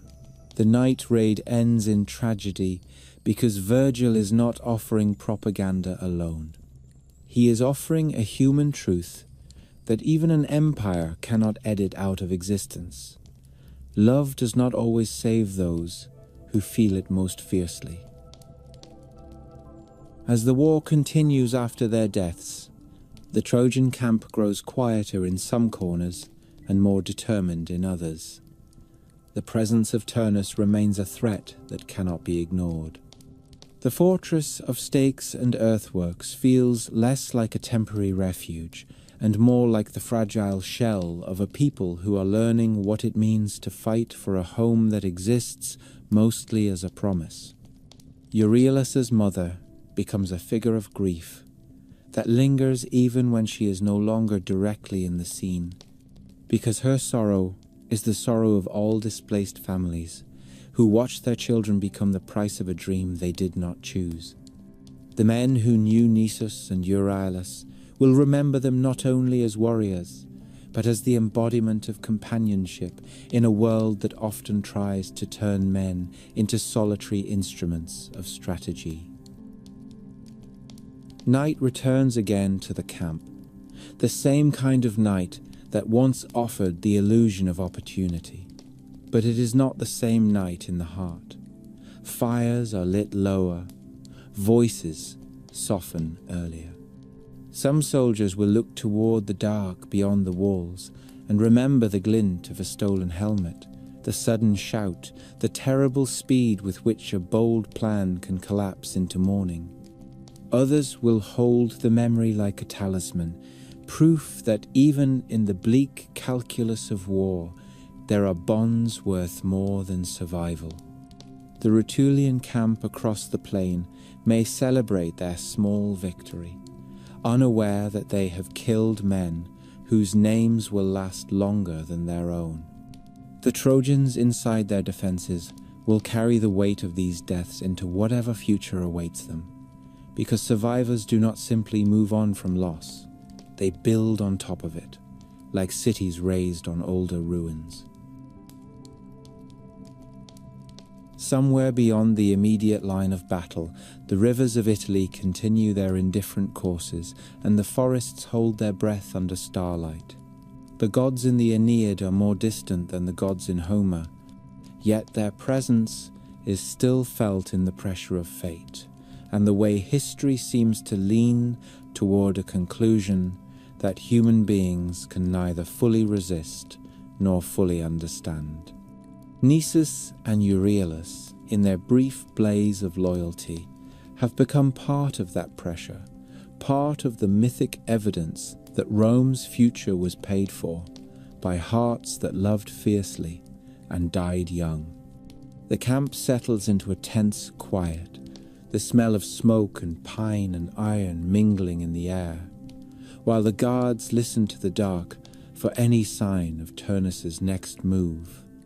and the stars above remain cold and beautifully indifferent, as if they too are waiting to see what kind of world will be built from the sacrifices of the nameless and the remembered alike.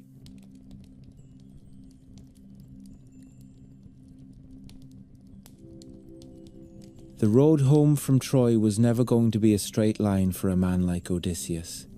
Some heroes are born to be remembered for the single bright moment when they stand in the center of a battlefield and refuse to fall.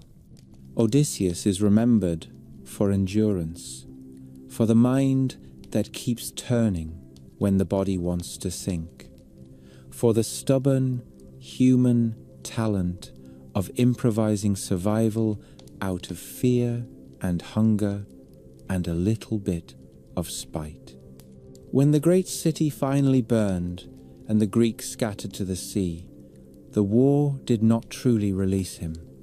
The war had reshaped him, fed him a decade of danger and disappointment, taught him that even the gods can be unpredictable partners.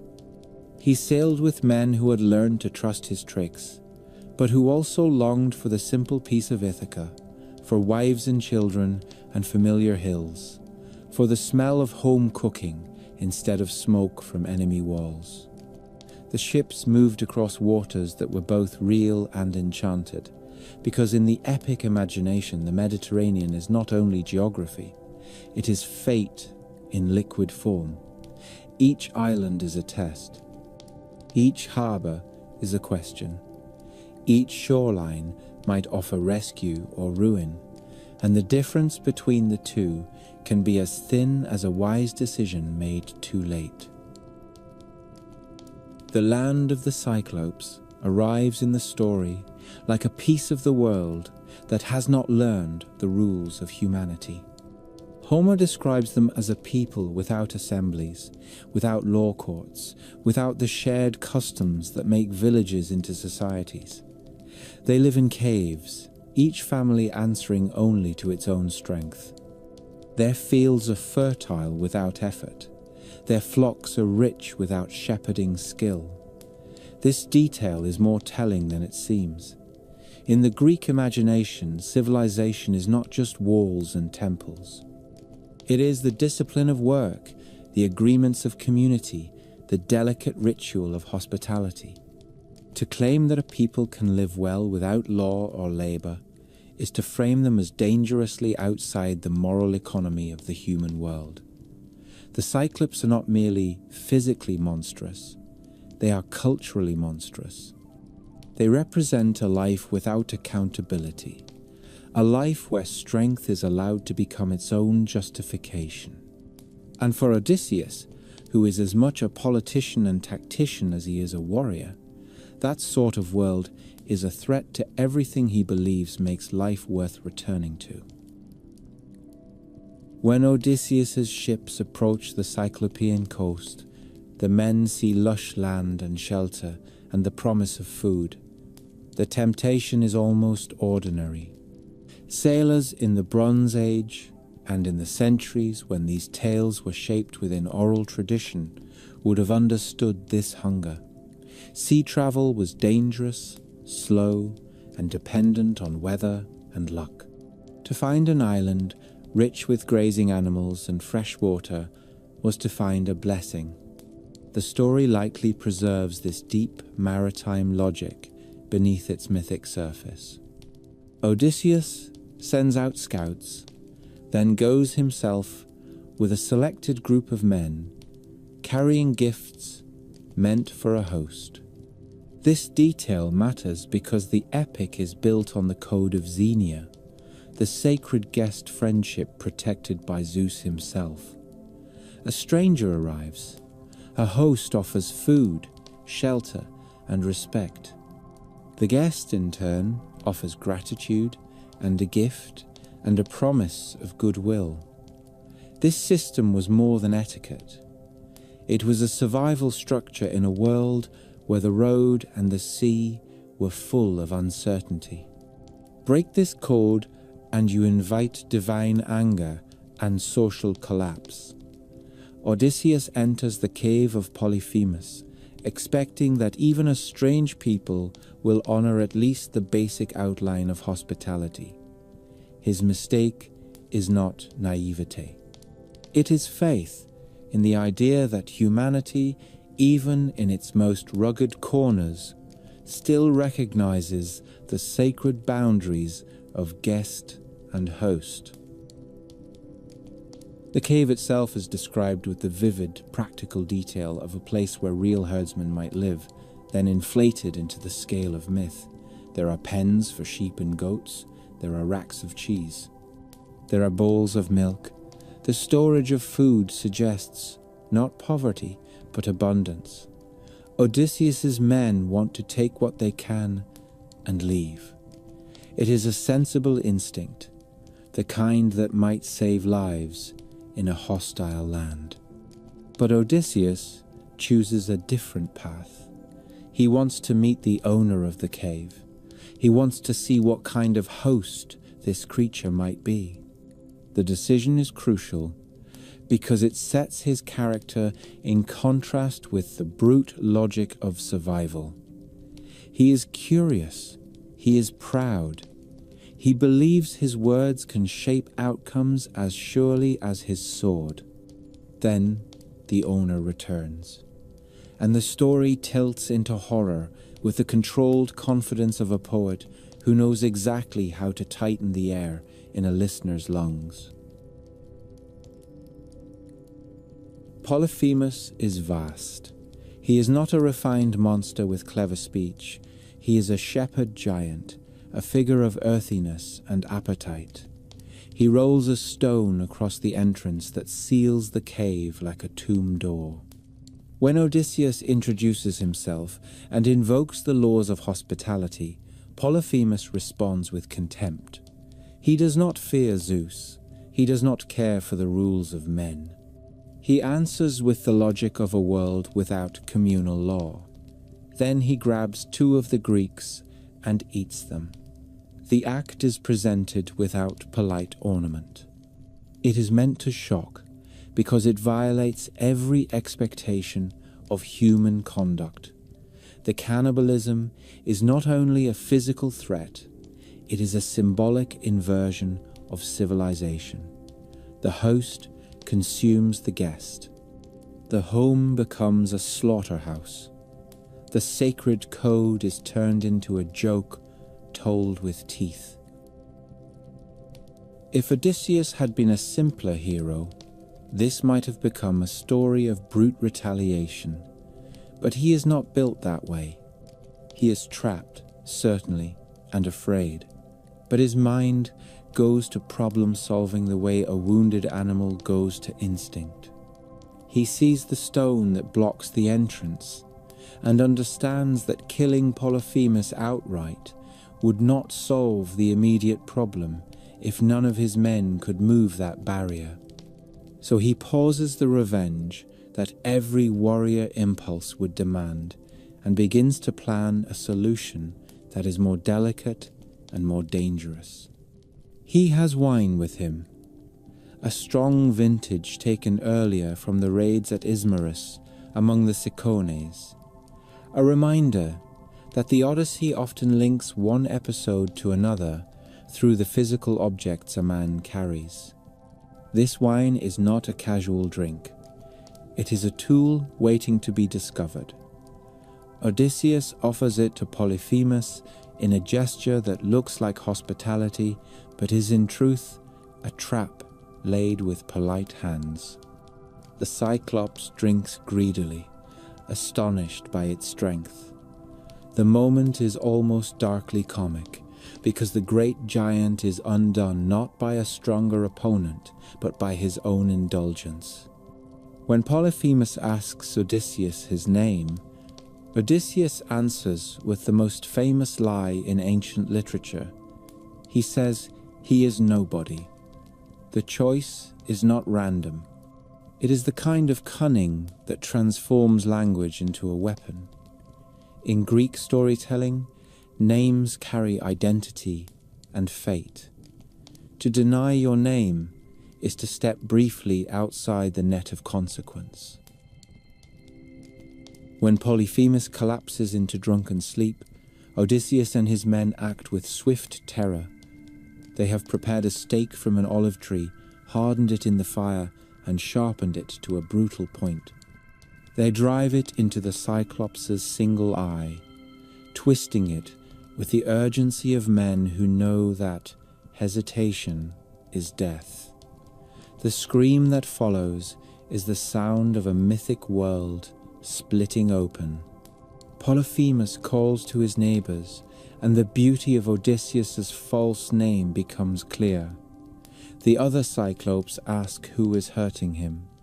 He answers that nobody is killing him. The logic of language traps him. The neighbors leave, believing he is struck by some private madness or divine illness. The irony is sharp enough to be satisfying. A creature who rejects law is now undone by the law of words. A monster who lives alone is abandoned by his own kind when he finally needs communal aid.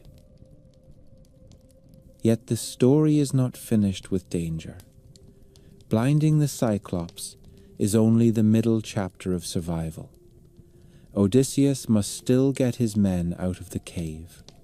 Polyphemus, now blind, gropes toward the entrance each morning to let his flock out, placing his hands over the backs of the animals to ensure that no human slips past. Odysseus responds with one of his most imaginative acts of escape. He ties his men beneath the bellies of the sheep, using the very wealth of the Cyclops as the vehicle of liberation. The image is strange and tender and terrifying all at once. Great animals shuffle out into daylight, carrying fragile human lives hidden beneath wool and muscle. Polyphemus speaks to his favorite ram in some versions, his voice thick with grief, wondering why the animal is last to leave, unaware that Odysseus himself clings beneath it. The passage carries a quiet note of pity even for the monster. The Cyclops is cruel, but he is also a shepherd who loves his flock.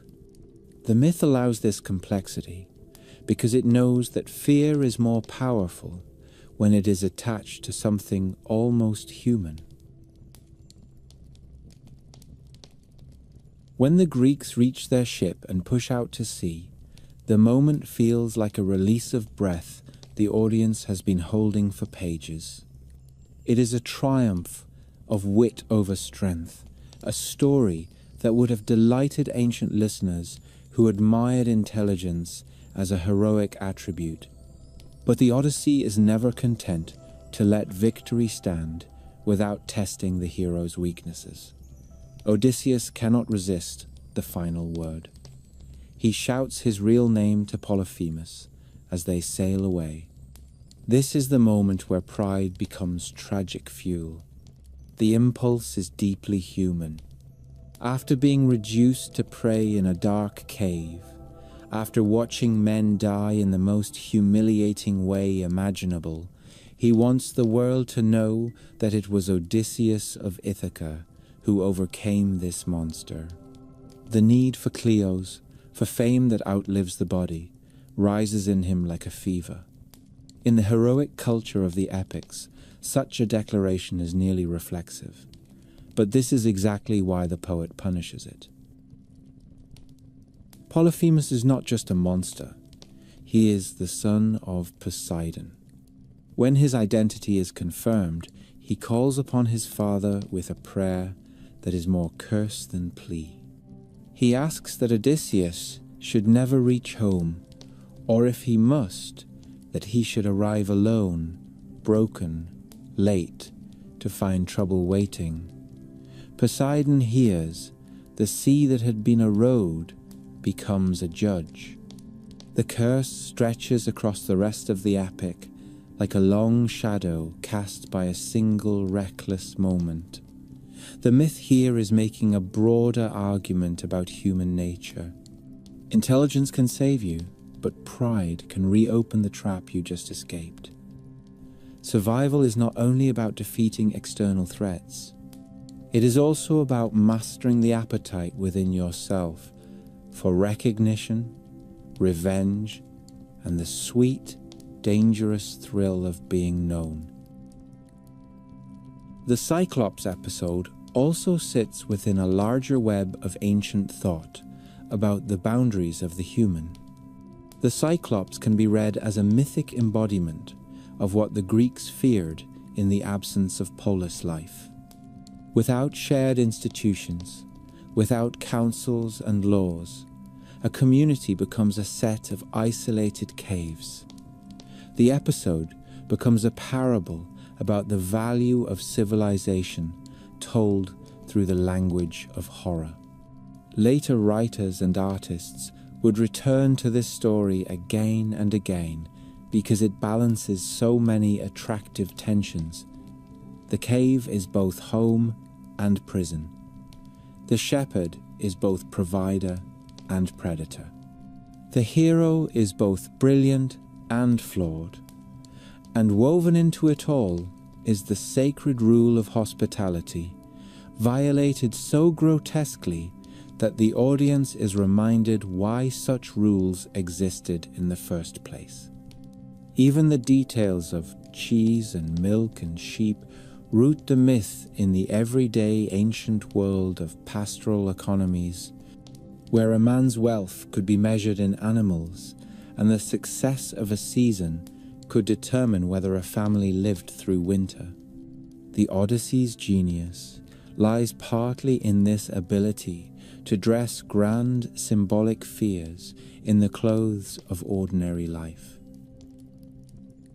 Some scholars have also suggested fascinating, possible, real-world inspirations for the Cyclops myth, including the discovery of fossilized skulls of prehistoric elephants in the Mediterranean, particularly in places like Sicily, where the large central nasal cavity might be mistaken for a single huge eye socket by people unfamiliar with such bones. This idea cannot be proven as the sole origin, but it offers a vivid reminder that ancient myth-making often grew out of the meeting between imagination and physical evidence. A strange skull might become a giant. A dangerous coastline might become a monster's territory. The Greeks who traveled westward during periods of colonization and trade would have encountered landscapes that felt different from the familiar Aegean world, and stories of wild, lawless inhabitants could easily fuse with older narrative patterns about giants and divine offspring. The Cyclops therefore stands at the crossroads of poetic invention, cultural anxiety, and possibly even paleontological wonder. A perfect example of how myth can be both fantasy and a distorted mirror of human experience. By the time Odysseus sails away from the Cyclopean shore, he has gained a victory that feels like a legend in miniature, and a disaster that will shape the rest of his life. His men might cheer, then fall silent when the first storms sent by Poseidon begin to gather. The sea darkens, the wind changes its voice, the horizon seems to recede as if the world is punishing confidence. In the quiet hours of night aboard the ship, with oars resting and stars watching from a distance too cold to comfort, Odysseus might feel the weight of what he has done. Not the blinding of the monster, which was necessity, but the revelation of his name, which was hunger. The Odyssey is a poem that understands hunger in all its forms. Hunger for food, hunger for safety, hunger for home, hunger for reputation. And it suggests that the last of these can be the most dangerous, because it disguises itself as dignity while quietly sabotaging the future. The ship continues into darkness, carrying survivors who will measure the rest of their journey in storms and losses. Behind them, the blinded shepherd still sits on his shore, not dead, but changed forever, a living reminder that even monsters can be wounded in ways that demand a divine response. Ahead of them, the scattered islands and treacherous waters of the epic wait like unopened doors. The men wrap themselves in cloaks against the sea chill. Someone tends a small lamp with cupped hands to shelter the flame from wind. The light glows on tired faces. The smell of salt and wood and old fear mingles in the air.